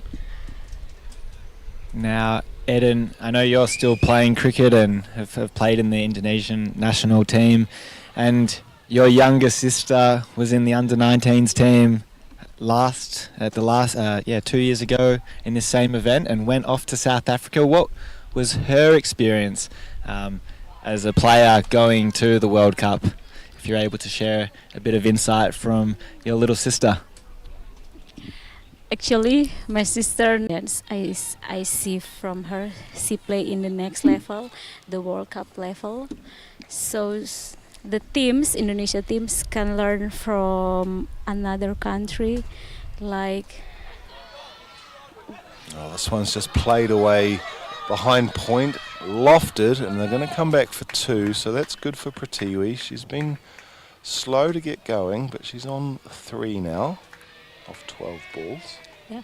Some of the players still play in the team, so they can share their experience and how they're mentally when they was there. So it be good for Indonesian team to be good in the mentality. Actually, my cousin was there too. Tri Juniarti Penueo. So I have two sisters. Well, I heard, Eden, from a fellow media colleague that the Indonesian team made a very strong impression on the people in South. So no, it's very, very, very exciting, and it's just, I guess we're slightly biased in the commentary position. Not Toby, of course; he's very much a neutral. He works for the ICC, but me being based in Indonesia, I've lived in Indonesia for 6 years now. Yeah, and so I very much would like to see Indonesia go through to the World Cup. So let's hope they win this game today. What do you think's going to happen today? With 58 needed, do you think Indonesia's going to win this game, Eden? They should have win in this game because it's a good to do the next game. Yeah, tomorrow is a rest game, so after that they can. I think it's a good foundation if they win the game. In mentality, it's good. Yeah, they have to win. The batsman maybe can give one to keep rotate the wicket, so they can more runs and they can get the target. Actually, I've just got a question for you since we're talking about the batters. So, as Ranu's beginning a new over bowling to Romalia has become famous. Yeah. Did you watch her play when she took the 7 wickets for no runs? Yeah, I see, but I'm in Jakarta, not in Bali. Oh, okay. Yeah. Okay. I think she's good. She's good in her bowling, and she get the opportunity to do versus Mongolia. Yeah, versus Mongolia, take a 7 wicket. Yeah, I think she's good now. She's do the same thing in batting. Yeah, 1 run from Mongolia. She's just played that one up to mid off and goes through for a single. Yeah. So what I was meaning was, like, for example, BBC, possibly the biggest news site in the world. I read about Romalia on BBC, not in a Bali newspaper, on BBC. So, yeah, great for Indonesian cricket. This one's played down the ground by Pratiwi. Think about a second, and they'll just settle for 1. So Pratiwi moves on to 4. Romalia is there with her on 3. So after the World Cup, world know Indonesia has a cricket, and after that, what Romalia was did is good. Absolutely. So some people out there know Indonesia playing cricket, but now they know Indonesia playing cricket. We have a good player, the senior player, the younger player, they are good. Well, we're very lucky also, Eden, to have this beautiful Udiana cricket ground. And so for me, for example, I've been commentating 3 times this year. April, and then May, and then May again. Three times on TV, on YouTube, and the publicity for Indonesia cricket is always going up. We're very lucky, especially to have a nice ground here. Do you like playing on this ground? Yeah, I play in this ground 10 years. When I come to Bali and do the tournament, we play here. And as a national team, 3 years ago, we training here. So it's a good ground. It's better than like 5 years ago. It's better now. Oh, very nice. Now, Eden, sorry to cut you off, Andy. Talking about your training, you've obviously got the Pond Games in September, the National Sporting Games I think you said, Andy, it's like the Olympics. Yeah, it's like the Indonesian Olympics, basically. Multi-sport event in Sumatra, in Aceh province. So are you busy in preparations for that at the moment? Actually, yeah, we're ready for the Pond Games. After this, maybe the national players will come back to their province to prepare for the Pond Games, because when we come back to our province, it's good to build some course with the province team, because maybe you can be the national player, but sometimes you have to be good in your province. And actually, I don't know all sports, but cricket, it's hard to get into pond games, right? Yeah. There's many teams that want to compete to just get into the games. As there's an appeal here, and that was for leg before. But yes, it's hard to get into pond games. Yeah. Everyone wants to play. Yeah. Actually, cricket in ponds game, it be held since 2016 in West Java, and the second time in the Papua 2021, and the third time we play in North Sumatra. And before we go through the pond games, before of that we have the qualification. Yeah, like 10 team before, and we just go through six or seven team to go to the pond games. So before of that we have the qualification, and the qualification was last year in here in Udayana. I watched that. Yeah. It was my first time to Udiana Cricket Ground for the qualification. I was just sitting over there. Okay. With my dog. Anyway, back out on the field, Indonesia going along at about the rate they need to go along, 19 for 1. Pratiwi's doing a good job. She's 5 off 16. Ramalia's with her 3 off 10. So quite watchful so far. Thomas is in her first over. None for 2 at this stage. So we talked a little bit about the awareness of cricket within Indonesia and how it's grown a lot over the last couple of years since Indonesia made the World Cup, the Under-19 Women's World Cup, that is. How do people, a lot of people are watching the stream of this, and across all the different provinces. What do you think it will take to even make more people aware of cricket in Indonesia and want to play and represent their province, represent their country?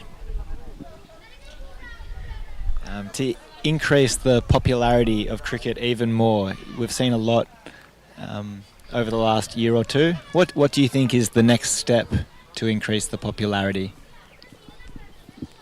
So yeah, like I said before, Indonesia Under-19 go to the World Cup, so the world know Indonesia has a cricket.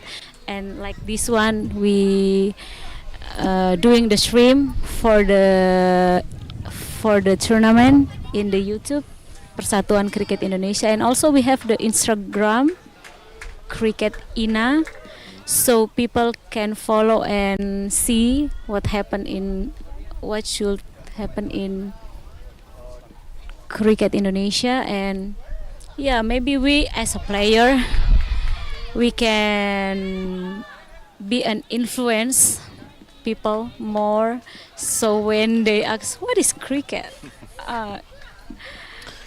it's like softball, baseball. Nah, it's not really like softball or baseball, but actually in the world cricket is the number 2 largest games. Yeah, as I know. So maybe we as a player we have to influence more people and tell them we have cricket in Indonesia. Actually, I've got a question for you, Eden.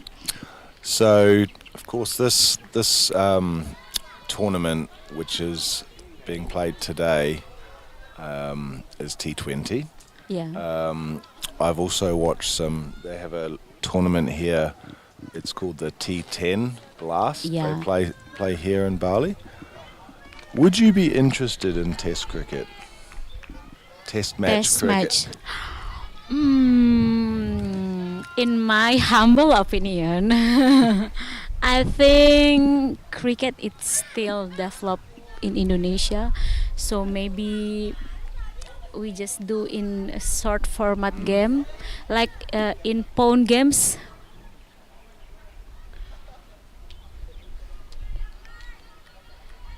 In phone games, we have 5 number of the games: T20, T10, Super 8, Super Sixes, and Last Man Stand. All of them is a short format games. Yeah.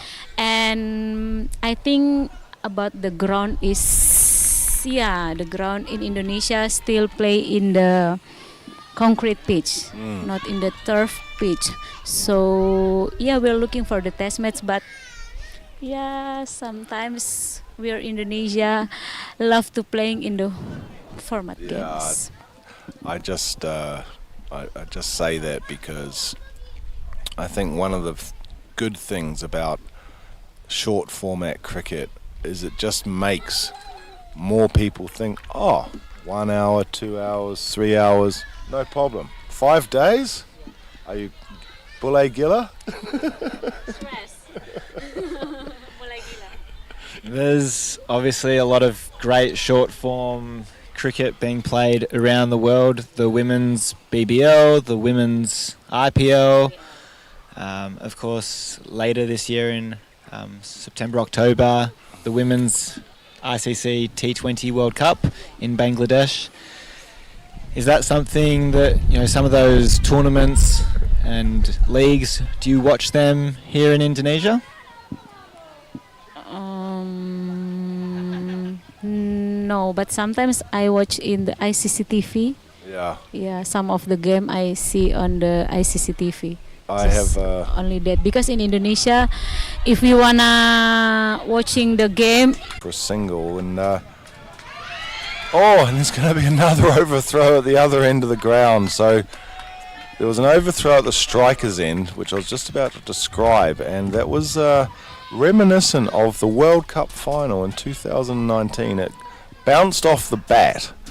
No fault from the batter for that. But it went away for an overthrow, and then there was a shy at the bowler's end stumps, and 2 overthrows there. So 2 more to the total. Indonesia now 23 for 1. So Eden 23 for 1 after 7 overs. So another 36 needed off 13 overs. Easy? just keep rotate on the wicket. Just enjoy your bat. This is a struck on the pad this time. It's Thomas, and it was Pratiwi playing across the line. Trying to whip that one away through the leg side. It's a big appeal for LBW, but not given. Looked to just be a bit too high there, and umpire Kalidas, hailing from Malaysia, of course, signalling not out. Speaking of umpire Kalidas, does he not look amazingly like Chris Gale? He's got the height. He's just... I saw when I walked into the ground, I thought, is that Chris Gale? No, can't be. Surely not. Oh, Chris Gale, currently one of the ambassadors for the ICC Men's T20 World Cup. Very busy taking the trophy around the USA and Caribbean. So right. Could be hard to be in two places at once, but yes, we've got a game on our hands here, don't we? Thomas doing a good job. She's halfway through her second over. Just 2 without loss. Oh, sorry, no wicket, but conceded 2 runs. So this one's played nicely by Pratiwi up towards long on. The fielder comes across from mid wicket to cut it off, and there's no run. Eden, I have one more question for you. So Okay. you said tomorrow there's no matches. It's like Yeah. a day of rest. Yeah. What do you call that? Istirahat. What will the Indonesian team do tomorrow? What will they train? Will they just relax? What will they do you think? I don't I don't know about that because I'm not the coaching staff. Ah. Yeah, maybe they will give the players good mentality and good conversation for them to build the strong mentality to be the winner, because after 3 days they will come again and play. That one's just played away nicely by Romalia. Behind, it's a little bit of a top edge, but it was down towards the sight screen. She's come back for 2. She moves on to 7. Indonesia move on to 26 for 1. Things just seem to be going Indonesia's way at the moment, don't they? I mean, we saw in the Papua New Guinea innings where Raja Durai gets caught, maybe it was Dikalo here, got caught down the leg side, just getting a slight glove on one, and then we see a very similar situation there, and it goes for a couple of runs over the keeper. It's it's a game of inches at the moment, and things just seem to be falling Indonesia's favour. So still 2 overs until the drinks break. They'll be hoping from an Indonesian perspective to still go in for the loss of only the 1 wicket, but if you are PNG... And this one struck down the ground. The fielder comes round from mid-off. If you are PNG, you'd be hoping to get a breakthrough just to have that bit of confidence and momentum going into that half-time drinks break at the 10 over mark. Yes, and Indonesia's doing it well here. That's going to be a no ball. It's well and truly over waist height, probably around Romalia's shoulder, and so it's going to be a free hit.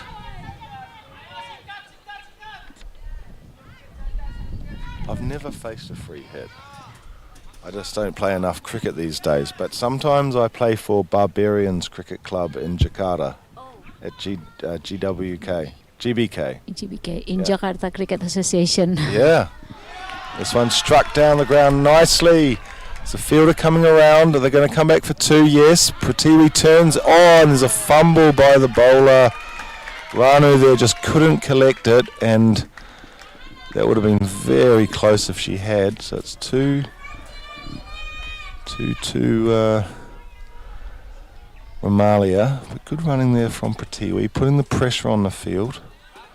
But yes, I've played just 1 game so far for Barbarians and Jakarta Cricket Association, but hoping to play more games this year. But you know, it's and this one's hit high in the air, mid wicket's coming around, and she drops it. Just as Toby said, it's exactly what PNG needed. Was a wicket before the drinks break, just to give them that boost. And Romalia there, looking to pull that one away. She skied it just up towards mid-wicket, and not the easiest of catches, but there wasn't that much pressure on her either. It was a full toss. In fact, was that a no ball? That was way above her waist. Anyway, this one's hit over cover by Pratiwi, out towards the boundary. They're going to come back for 2, so this is good work by Indonesia. Turning 1s into 2s, just as Eden said, just keeping the scoreboard ticking over, moving along nicely now, going along at 3.81 and over. That'll do, 33 for 1, as Ranu comes in once again, and this it's going to be a bye. It was left alone by Pratiwi. Should be called a wide, I would think, so it should be 2 to the score. Yep, umpire Mariel Kenny there. So it's been an expensive over, a very productive over from an Indonesian perspective so far, 9 from it. With still 2 more balls to come. I think when they talk about commentators' curse is the most ridiculous thing, but I think that's just what happened, Toby. You've just cursed PNG with your comments a few minutes ago. Anyway, here we go again, and this time it's driven nicely by Romalia, straight to mid-wicket. There's no run there.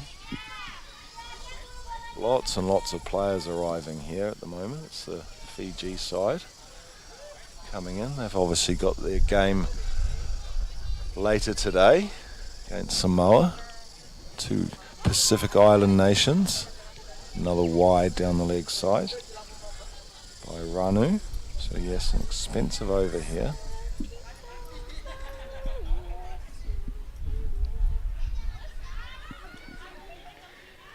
Yeah, of course, Fiji and Samoa in the afternoon game in just under 2 hours from now.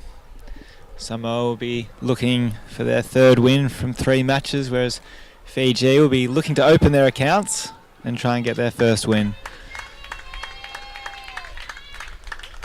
This next one is driven nicely by Romalia up to mid-on. It's a single to her. She moves on to 11. Pratiwi's there on 10, so a very good little partnership here after the loss of Bara's wicket to that incredible run out 20 minutes or so ago. Ranu now has bowled her 3 overs. She's got none for 17, so 1 over left in her spell. And Indonesia now, run rate 4.11, so the required run rate is just 2. Anyway, Eden, look, it's been our pleasure to have you join us, and hopefully we can enjoy an Indonesian victory today. And if anyone's watching in around Indonesia or even outside Indonesia, if you want to learn a bit about umpiring or coaching, speak to Eden. So are you doing the courses in Jakarta or in Bali? Coaching is in Jakarta or in Bali? Yeah, all of Indonesia. Oh, all of Indonesia. Oh, even better. This one's Because the course is online first. So in app application, so you can do by yourself. And after that, we can do the level 1 practical assessment, like in coaching and in umpiring. It's like getting a driving license. Yep. You learn the theory first. Yeah. We learn the theory on the online course, and after that, me as a tutor will give the practical assessment. So, and after that, you can get your certificate. I might just sign up. I think I need a refresher. It was back in about 2003, I think that's about right. 21 years ago I did my level 1. Yeah, the easiest thing to do is go onto your search engine, Google, search ICC training and education. It will be the first thing that comes up. Make an account, register, it's free. So this one's skied in the air just over the bowler's head. And you can do the foundation certificate in coaching, in umpiring, and start your cricket journey as a coach or umpire. Or restart in my case. Yeah, there's been a lot of changes since 2003. I don't think T20 was an official format back then, so absolutely. Well, actually, oddly enough, you say that, Toby. And there's a chance of a run out at the bowler's end. But, Romalia just gets back, and I think she's made it back. That is the end of the 10th over, so wow, that was some excitement there. So 10 overs gone now. Indonesia up 40 for 1, just 19 required. Thank you so much for your time, Eden. I think we can all have a water break now, and we'll be back after the drinks break. Thank you.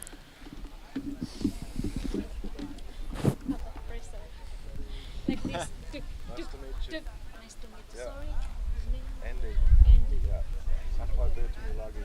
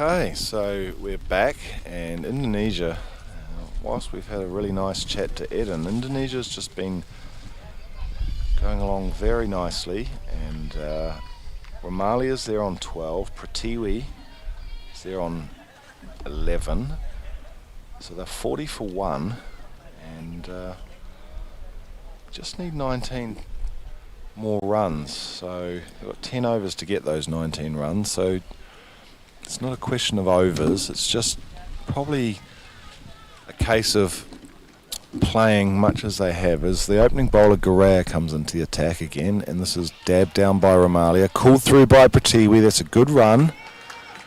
So Romalia moves on to 13. But you sort of get the impression with Garea coming back into the attack, the opening bowler from the northern end, it's a bit of a last throw of the dice, Toby, for PNG. Yeah, I think the message would have come out at the 10 over mark there, where the coach does get to talk to the team from Coach Mahuru Dai. Probably said, listen girls, we've only got 19 runs to play with. Oh, and it's taken! Pratiwi's taken a backward point. So, and the wicket is falling. So, Pratiwi goes for a well-made 11. She's done an excellent job. She's been there right from the start. But this one was a good ball from Garea, outside off stump. Pratiwi tried to glide it down, but it was picked up at backward point, and Pratiwi's on her way. Indonesia now 41 for 2. Oh. And you never know, that could just be the wicket, just to send a few shockwaves through the Indonesian camp. Of course, they've still got plenty of wickets in hand, but we've seen strange things happen before, and the bowling change to bring Garea back into the attack, it's paid immediate dividends. So a new batter coming in, Hilva Nuralia. So we've seen her with the ball and the impressive bowling performance, and now it's a good opportunity for her to show what she can do with the bat. Yeah, you mentioned that. It's interesting, isn't it? I mean, we've got Nuralia and Romalia at the crease. Bit of a tongue twister that. But neither of them bowled today. So it just shows the strength that Indonesia's got with its bowling. Here is the first delivery to Nuralia, and she's just defending away on the offside. Very tall player.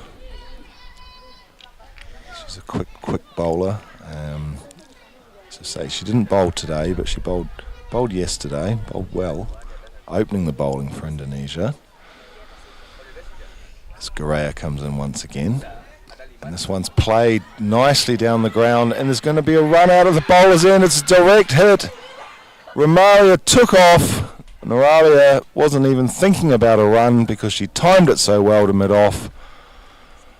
Romalia, I don't think she can quite believe what's happened there, but she's run out by the length of the wicket, and a beautiful direct hit there. Romalia's on her way. Let's try and pick up who actually did the fielding there. Number 25. Ross Parler, so the opening batter for PNG. Beautiful fielding, the direct hit, confusion with the batting there. Romalia just took off, and she will follow her predecessor, and all of a sudden 2 new batters at the crease, and 18 runs. PNG might just be hoping for another twist in this match. So Nuralia will keep the strike because they didn't cross with that dismissal. And she skies that one up in the air, out towards mid-off, takes the catch. Oh my goodness, what's happening here to Indonesia? First it was Romalia having a bit of a brain fade, running down the wicket and getting run out. And the very next ball, Nuralia looked to tee off, timed it quite nicely, but there was a fielder out there. And that's 3 wickets in the over, Toby.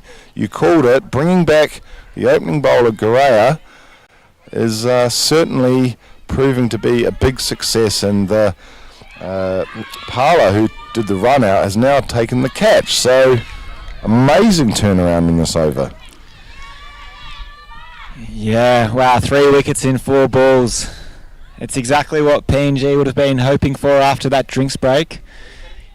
If you had a wish list, you probably wouldn't wish for much more. And look, it's still only 18 runs required for Indonesia, but they do need to regroup, regain their composure, because all of a sudden, we've seen it before with these two teams. They love to play close matches. We saw it 2 years ago in the series here.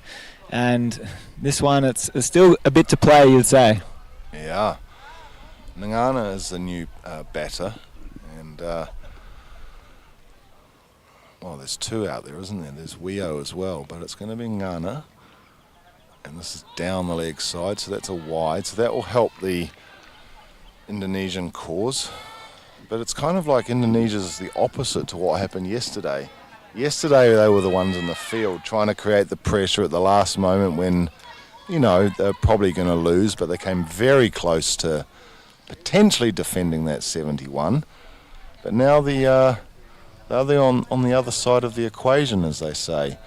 As Guerrero clean bowls Ngana, and that is now 4 wickets for the over. Unbelievable. Unbelievable. Well, hold on. No, the previous ball was a no ball. I thought that was a wide, the previous ball. Oh, there must have been a front foot no ball, and so it wasn't given as a wide off the previous ball. It was a no ball. So in fact, that was a free hit, and Ghana got clean bowl, but she's not out. I missed that as well. How did they get a 1 off that? Yeah, they ran through. We saw that in the men's T20 World Cup in the India-Pakistan match where yes. At the very end there was a bowled, and I think Kohli was in at the time, and they ran through for 1 or 2 at the MCG. And when was that? October, November 2022. And they've made a law change since then, haven't they? If the bowler hits the stumps, I don't think you can run off it. Right inside edge onto the stumps, and I believe you can still run through. So, I mean, very opportunistic from the Indonesian batters there. Yeah. Wow, there's still a bit to play, and you know, Captain Lahia coming onto bowl, sensing the opportunity, and with 16 runs, all of a sudden, 16 runs seems like an eternity away if you're an Indonesian batter. Yeah, feels more like 60. And Lahia, she bowled, I thought, excellently yesterday.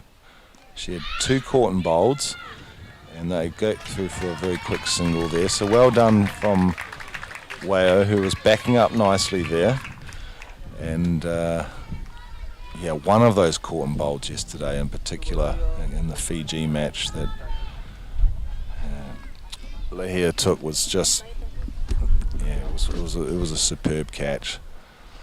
So still very much on here. Indonesia has 6 wickets in hand, but they've just lost their way a little bit. And there's another wicket. Lahia does it. Wow, coming forward, beaten in the flight. She's clean bowled. Wow. Oh, I'm starting to get nervous here, Toby. I'm not Indonesian, obviously, but I've lived here a long time, and I desperately want Indonesia to win this match. But that was a lovely delivery from Lahia, beautifully flighted. Wao played all around it. May have even got a bit of outward drift.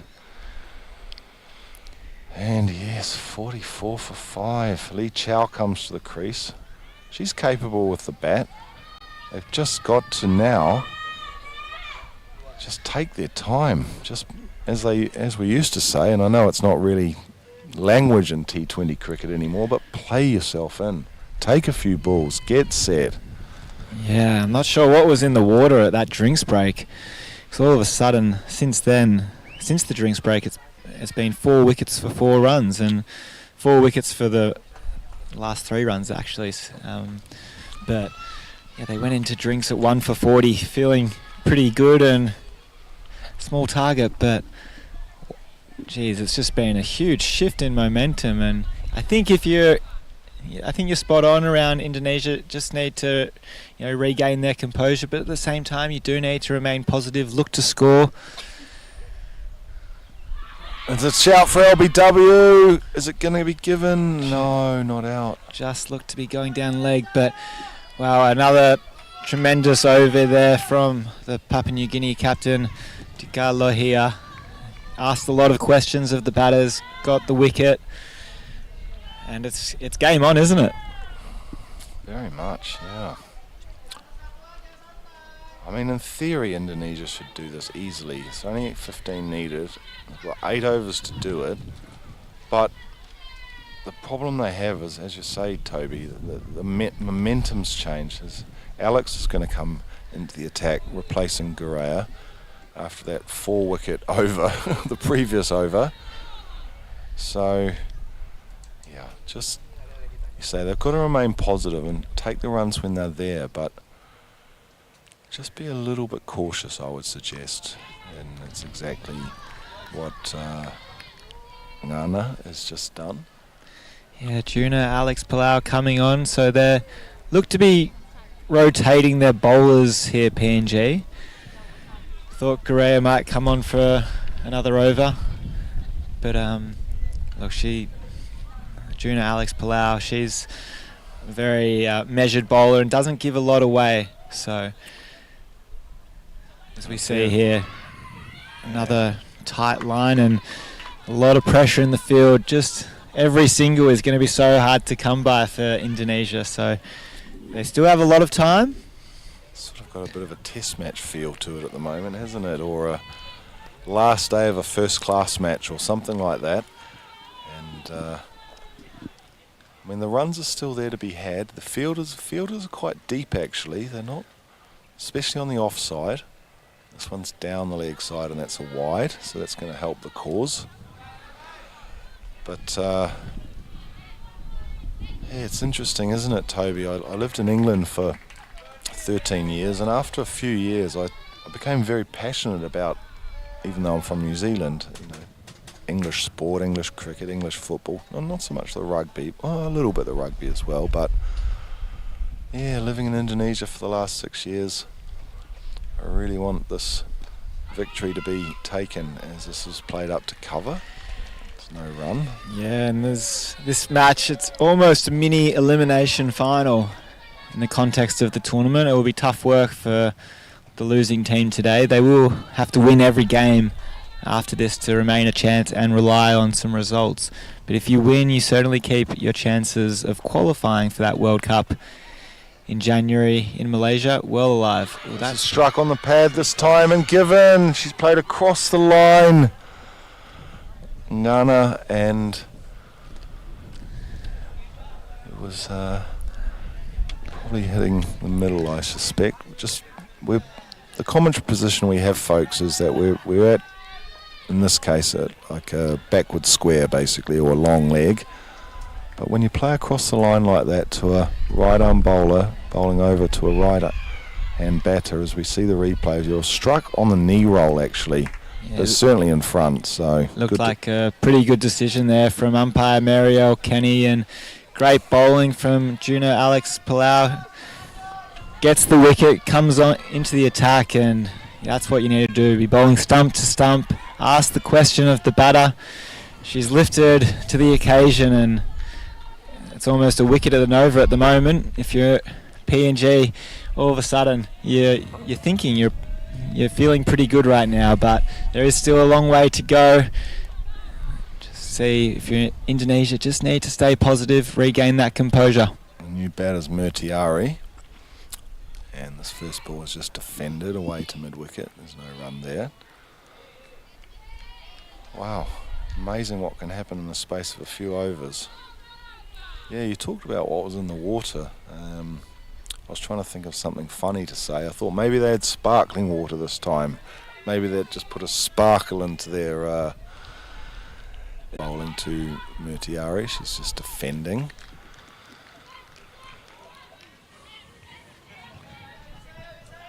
And it is the end of the 13th over. So Murtiari's yet to score. Lee Chow's also yet to score. Lost 5 wickets for just the 4 runs.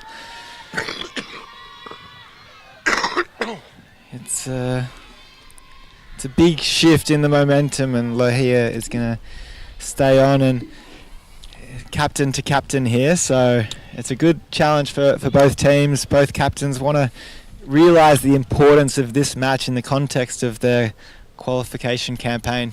This one's driven up to mid-on, nicely timed by Lee Chow, and it's fielded and there's no run. Yeah, and also PNG applying a lot of pressure here. Just one fielder outside the 30-metre circle. So not making it easy for Indonesia. This is just defended by Lee Chow. It's a good tactics as well by Papua New Guinea. Yeah, Am I right in thinking Papua New Guinea's in the men's T20 World Cup? They're in New Zealand's pool, I think. You are correct. So that starts in just over 2 weeks. Yeah, 2nd of June. They've got the men's team, the Barramundis, in the group with New Zealand, also in the East Asia Pacific region. They've got the West Indies, Afghanistan and Rwanda. Yeah, wow. Is it Rwanda? No, sorry, Uganda. Here, this next one's played away nicely by Lee Chow. Fielder dives to save it at mid-wicket, but they get through for a single. Yeah, most of those matches are being played in not Grenada, in Guyana, Georgetown, Guyana. None are being played in the United States in that particular group. I know New Zealand plays one match in Trinidad. But yeah, I just remembered that when I looked it up the other day. And of course, if you are in Indonesia or one of those countries around the region, you can be watching those matches live and free through ICC TV. Is that right? Yep, so all matches of the Men's T20 World Cup will be on ICC TV for free, live and free. So I'll cancel my VPN then. No, that's great, Toby. Is that sort of an initiative by the ICC to make the game more accessible, is it? Yeah, absolutely. So, ICC TV in, non-traditional broadcast markets. Yeah, where there's no broadcast deal in place. Exactly. You can search ICC TV, either go through the ICC website or the app, and it's not just the Men's T20 World Cup that will be on ICC TV. We have a lot of pathway events, the men's and women's senior pathway events. I think you'll find the Women's T20 World Cup will also be on ICC TV later in the year. So if you don't have ICC TV, or if you haven't searched it and you're wanting to find a way to watch the Men's T20 World Cup, get that on your phone and pair it to your smart TV. Turn off anything else and enjoy about 6 weeks, I think it is. 6 weeks of cricket. Well, no, it's less than that. I think it's the 29th of June, 28th of June. Yeah, it's about 4 weeks. Yeah. Here is a new over from Alex, and that's pulled nicely out to deep mid-wicket by Lee Chow. They're going to come back for a second, so that's well run. It was a nice shot. It was a short of a length delivery. Lee Chow pulled it away, and as I mentioned earlier, PNG only have one fielder out who's at deep square leg, so maybe PNG could consider a field change here. Maybe take out, there's two players behind square on the leg side. Perhaps they could consider putting another player out there, but who am I to judge? And this time Lee Chow's beaten. There's a little bit of an appeal. And that's a great follow-up ball from Juna Alex Palau there. We know Lee Chow, she has quite a good pull shot on her, so just getting it a bit fuller on that one and attacking the stumps just a fraction off, but still asking plenty of questions of the Indonesian skipper.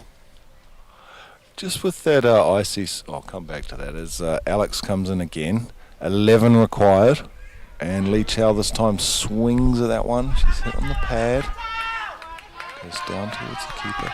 So with the ICC TV, but that will be the broadcast. So for example, Mike Watherton will be on the commentary. So it's the same as what you would get if you happen to live in India or Australia or New Zealand. Yeah, that's correct. So you'll get the international feed with the ICC broadcasters. And likewise for the World Cup, for the Under-19 Women's World Cup, that would be on broadcast through ICC TV as well. So that's very, very handy to know, Toby. Particularly in Indonesia, I mean, the smartphone penetration's something like 80%, which is massive. With a country of 280 million people.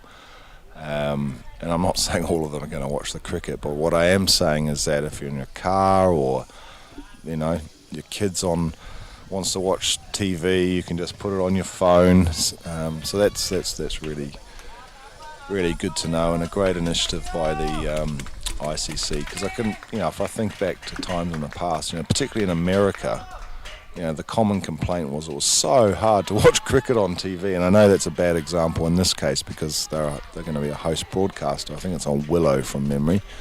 But yeah, it's just great that you can tune in to the World Cup as this one's defended by Lee Chow. yeah, and of course if you do have ICC TV, there's also a few regional pathway events that will be shown on that. And if you are an Indonesia fan, your men's team will be playing in a sub-regional qualifier later this year at the end of September in South Korea, and that will be the place. Very tempted to go to that. I'm lived here for 6 years in Indonesia. As Alex comes in again, Lee Chow swings at that one outside off stump, tries to cut it away. There's no run. But yeah, I was in the Philippines recently. Where else have I been recently? Pakistan, Japan for the first time last year. But South Korea is a country I really want to. I've heard, for example, it's amazing for cycling. Not that I'm really into cycling, but this is one thing I've heard about it, and a few other things. Beautifully caught and bowled, Alex! What a catch! Lee Chow drove it straight back down the wicket, and Alex in her follow through reached down just to her right, around ankle height, took the catch, and what a huge wicket that is for Papua New Guinea. And it was well struck as well. It's not like it was badly timed, but it was low down. I don't think Lee Chow can quite believe what just happened, but it has happened. Putri's out there already, so she's keen to get on with the job, but Indonesia, they've got a big case of the wobbles here. 48 for 7, 11 still required. What a great finish to the spell there from Juna Alex Palau. From her 4 overs, gets a wicket on her last ball, and it was a great wicket as well, getting the captain of Indonesia. As you said, Lee Chow, she couldn't quite believe what had happened. But amazing, Dika Lohia bowling her last over, the PNG captain. Yeah, I think Indonesia just wants to see this one out as Mutiari, watching everything unfold from the other end. She faces the first ball of this over. She just defends that one away. Wow, there's tension here. I'm nervous. Here, very tall right arm off spin bowler, and this is flighted up to Mutiari. She just defends that one away. But yeah, and I'd be quite interested to go to South Korea, Toby. I mean, I'd always thought I'd go during the ski season, but September's obviously far from being the ski season. But yeah, I'd love to go have a watch of that. Maybe do a bit of commentary as well as this next one beats Mutiari outside off stump. Yeah, so the 4 teams at that event will be obviously South Korea, Indonesia, the Philippines, and Japan. So they'll be starting their qualification pathway to the 2026 Men's T20 World Cup. This one's lofted in the air to mid-off. Oh, she's fumbled, and they're going to get through for a single. Is it going to be a run out? I think she's made it. Muriel at that end, the striker's end, had to make a decision there. She ruled in favour of the batting side, so they get through for a single, but that was a chance at mid-off. Oh my goodness. So much going on. Yeah, Juna Alex Palau, we just spoke about her incredible catch in the last over. It was a tough chance, that one, but just shows you cricket, right? It was a really hard caught and bowled. Here is this next ball, and it's driven by Putri to mid-wicket. But yeah, I mean, that caught and bowled was a really good catch. The ball was coming at pace. She had to reach down. She was in her follow through. That one was basically straight to her at mid-off, and maybe nerves got the better of her. This next one's just defended behind square by Putri. So Indonesia 49 for 7.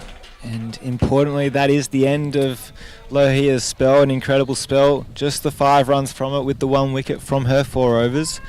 So it'll be interesting to see who bowls these final few overs for PNG. Yeah, she's a high quality player, isn't she, Lohia? She earlier today, if you're just tuning in, after her 74, Garaya's coming back into the attack. Oh. So it's her last over as well. So if Indonesia can get through this over unscathed, I'm thinking an outside edge for 4, Toby. That's, we all know that's the best shot you can play at this stage of the innings. There's no third in place, no fine leg. It's down the leg side and it's a wide from Garaya. So that'll help Indonesia. That brings up the 50. 50 for 7.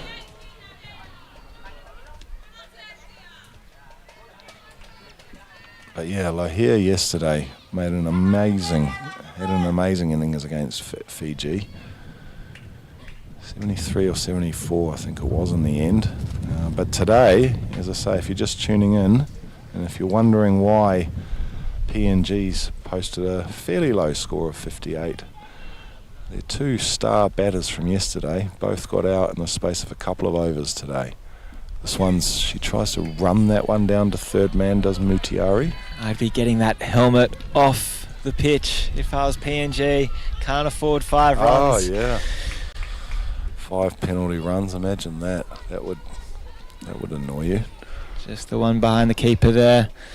Oala Boyo, Vare Kaveri. She's done very well behind the stumps.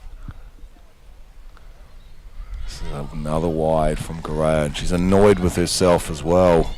She knows these runs are so vital. That takes the target now down to 8-9. So 7 will be good enough for a tie. We should never rule that out. Super over. Oh yeah, that would be fun, wouldn't it? Well defended there by Murtiari. And that's probably all she needs to do off this over with Garaya in her last over. Yeah, I'm with you completely. It's like when we were younger and Shane Warne was bowling to our lower order batsman for New Zealand. There's another wide. So Garaya, wow, this wasn't part of the script. But yeah, it was always like, just play Warne out. No risks, just get through his spell, and then we'll try and make the best of it after that. And I think that's exactly what Indonesia needs to do here, albeit they're being helped by, in this over 3 wide. So 7 required now. Yeah, it's good to see Thomas there and a few other Papua New Guinea players getting around Garaya, just telling her, asking her to regain her composure. There is a strong wind going left to right at the moment, so just pushing that ball down leg side. Maybe she can consider coming around the wicket, maybe. That's probably... Yeah, just that wind. Probably just needing to start a little bit outside the off stump, but I mean, it's good from the Indonesian batters realising that wides, every run counts. As they found yesterday against Samoa. As this one's outside off stump and it's a better delivery. Mutiari, she tries to run it down to third but doesn't make contact. And there's no run. These two teams love to play close matches. As we spoke about earlier in the last match in 2022, it came down to the last over. And it looks like it's going to be pretty similar again today. This next one's defended by Mutiari. So she's doing the job she has to do. She's not getting out. And it doesn't matter how you get them. And this time she tries to drive and it went just past the helmet, Toby. You almost called it. I think it was an inside edge. Just look for the umpire's signal. Yeah, just a small inside edge. French cut maybe. Luckily the helmet's directly behind the stump. So imagine that, an inside edge onto the helmet. That would have been 6. One thing I've always wondered is why is it that the umpire's allowed to hold the batsman's helmet or the batter's helmet, but they're not allowed to hold the fielder's helmet. Anyway, here we go. This is the next ball from Gourea. That is the end of her over and the end of her spell. And let's not forget, it's not actually, I was just going to say that the score is not accurate there. She's definitely got more than 2 wickets. She's got 4, in fact, isn't she? So you might just have to double check that. But anyway, aside from those wides, excellent spell from Gourea. Just remembering, after the drinks break, she came back on, really turned the match back in PNG's, well, not in their favour, but brought them well and truly back into the match. Yeah, the score was 1 for 41, or 41 for 1, and all of a sudden it was 5 for 44, I think. So, yeah, an incredible third over it was from Gourea. But at the moment, PNG just letting through a few extras, and Indonesia will take every one of them. Another quirk, Toby, is why do Australians say 1 for 41? It's just some really weird things in cricket. It's like, why is that? It doesn't make any sense. Why is it different in different places when it's the same game? Oh, it's beautifully dabbed down. I think about a single. Well fielded there. That could have been disastrous for PNG. Well fielded. At short third. Every run is so vital. 3 wickets required. 4 runs needed. Only 17 balls left. It is tense here at the Udiana cricket ground, isn't it? Yes, Thomas again. And this one's played up to mid-wicket. There could be a run-out, but there's a fumble at the bowler's end. I guess it was a risk worth taking, as Mutiari, she had to motor down the wicket quicker than a tuk-tuk on Sunset Road, and she may well have been short of her ground, but Thomas couldn't gather it cleanly. So 3 needed to win, 2 to tie. Here is Thomas. And this one's played behind square. I think it was off the pad, but no chance of a run there. So tense stuff.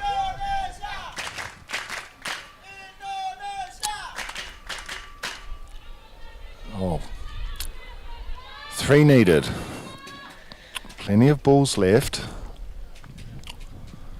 Here's Thomas. Going off about 8 or 9 paces. It's played into the leg side. They don't risk the run this time, wisely. Well fielded there by the captain. They're on their toes, the PNG fielders, and as they should be, can sense a chance. There's almost a chance every ball at the moment. It'll just be a matter if they can take their chance, take their opportunity for both teams, that is. Here is Thomas again. And this one's played defensively into the offside. No run there. So this is good from Thomas. Other than the wide off the first ball. Yes, there was a single in this over as well, but that could have ended in a run out. So Thomas doing exactly what she needs to do for her side. Let's just keep it tight. Put the pressure on Indonesia to get these runs. This one's worked away to mid-wicket again, where Lahia fields, and that is the end of the over. So, with 2 overs remaining, Indonesia needs 3 runs. They have 3 wickets in hand, and you actually are on the edge of your seat, Toby. It's not just a cliche. Sit back and relax. It's okay. Don't stress. I'm sure I'm not the only one on the edge of my seat across the Pacific region right now, and within Indonesia I'm sure there's a lot of people on the edge of their seat not wanting to go anywhere, because what an exciting finish we have coming up here. And Laura Rano coming on to bowl her 4th over. She has been a little bit expensive today, but if she can get a wicket here in her 4th over, wouldn't she be a hero for the PNG Ciales? Just imagining if you were a Papuan and you sort of live right on the border of Papua province and Papua New Guinea, how you might be feeling right now. Anyway, this is a full toss, and as I thought, it might go down towards the side screen. Are they going to come back for 2? Yes, they are. That's good running, and they make it safely. Is that a bye, I think, or was it a leg bye? I think she must have got a slight edge on it. An edge. Yeah. No signal from the umpire, so it's 2. 2 to Mutiari. Crucial runs. It would have been a very close LBW call without that faint edge onto it. It looked like it was on target for the stumps. And the Indonesian crowd can sense. Scores tied, Toby. Not sure we're going to go to a super over this time. It's going to require pretty much a hat-trick here from Ranu. This is just defended. Mutiari's played this well, actually. Not only is she a very gifted bowler, she's shown a wise head at this stage. She's been there for 17 balls. She's got just the 5 runs, but how vital are those 5 runs? In fact, she scored more runs than she conceded with the ball. So, very valuable contribution. Just the one needed now. And she dabs it to short third. They've gone through for the single, and that is the victory. And look at the Indonesian team in the players' area. They're elated to get their victory. The Indonesians kept their nerve. Mutiari finished 6 not out. Putri was there with her at the end without scoring. And Indonesia win this first match of day 3. Incredible game. Came down to the very end, didn't it? Great composure shown by Indonesia to come away with the victory. An amazing fight back from the PNG Ciales. Still, tournament is very much alive for both teams. At the halfway mark for both of them at the end of 3 matches. Indonesia with their 2 victories. PNG unlucky to lose both games. They gave themselves a very good chance in both, and we'll probably be thinking in the second half of the week, if they can come away with 3 wins, that could be enough still to see them through to qualification. But what a performance by Indonesia. Yeah, well, I mean, as I've mentioned on commentary a couple of times today, the crucial wickets for Indonesia were, the middle, the numbers 3 and 4 batters for Indonesia, Raja Durai and also the skipper, of course, Dika Lohia. That's made a massive, had a big impact on the match and the outcome, but you can only do what you do, and well done to Indonesia for the victory. So that is the end of the first game today here at the Udiana Cricket Ground. We'll be back at 1:30 local time for the second match of the day between Fiji and Samoa.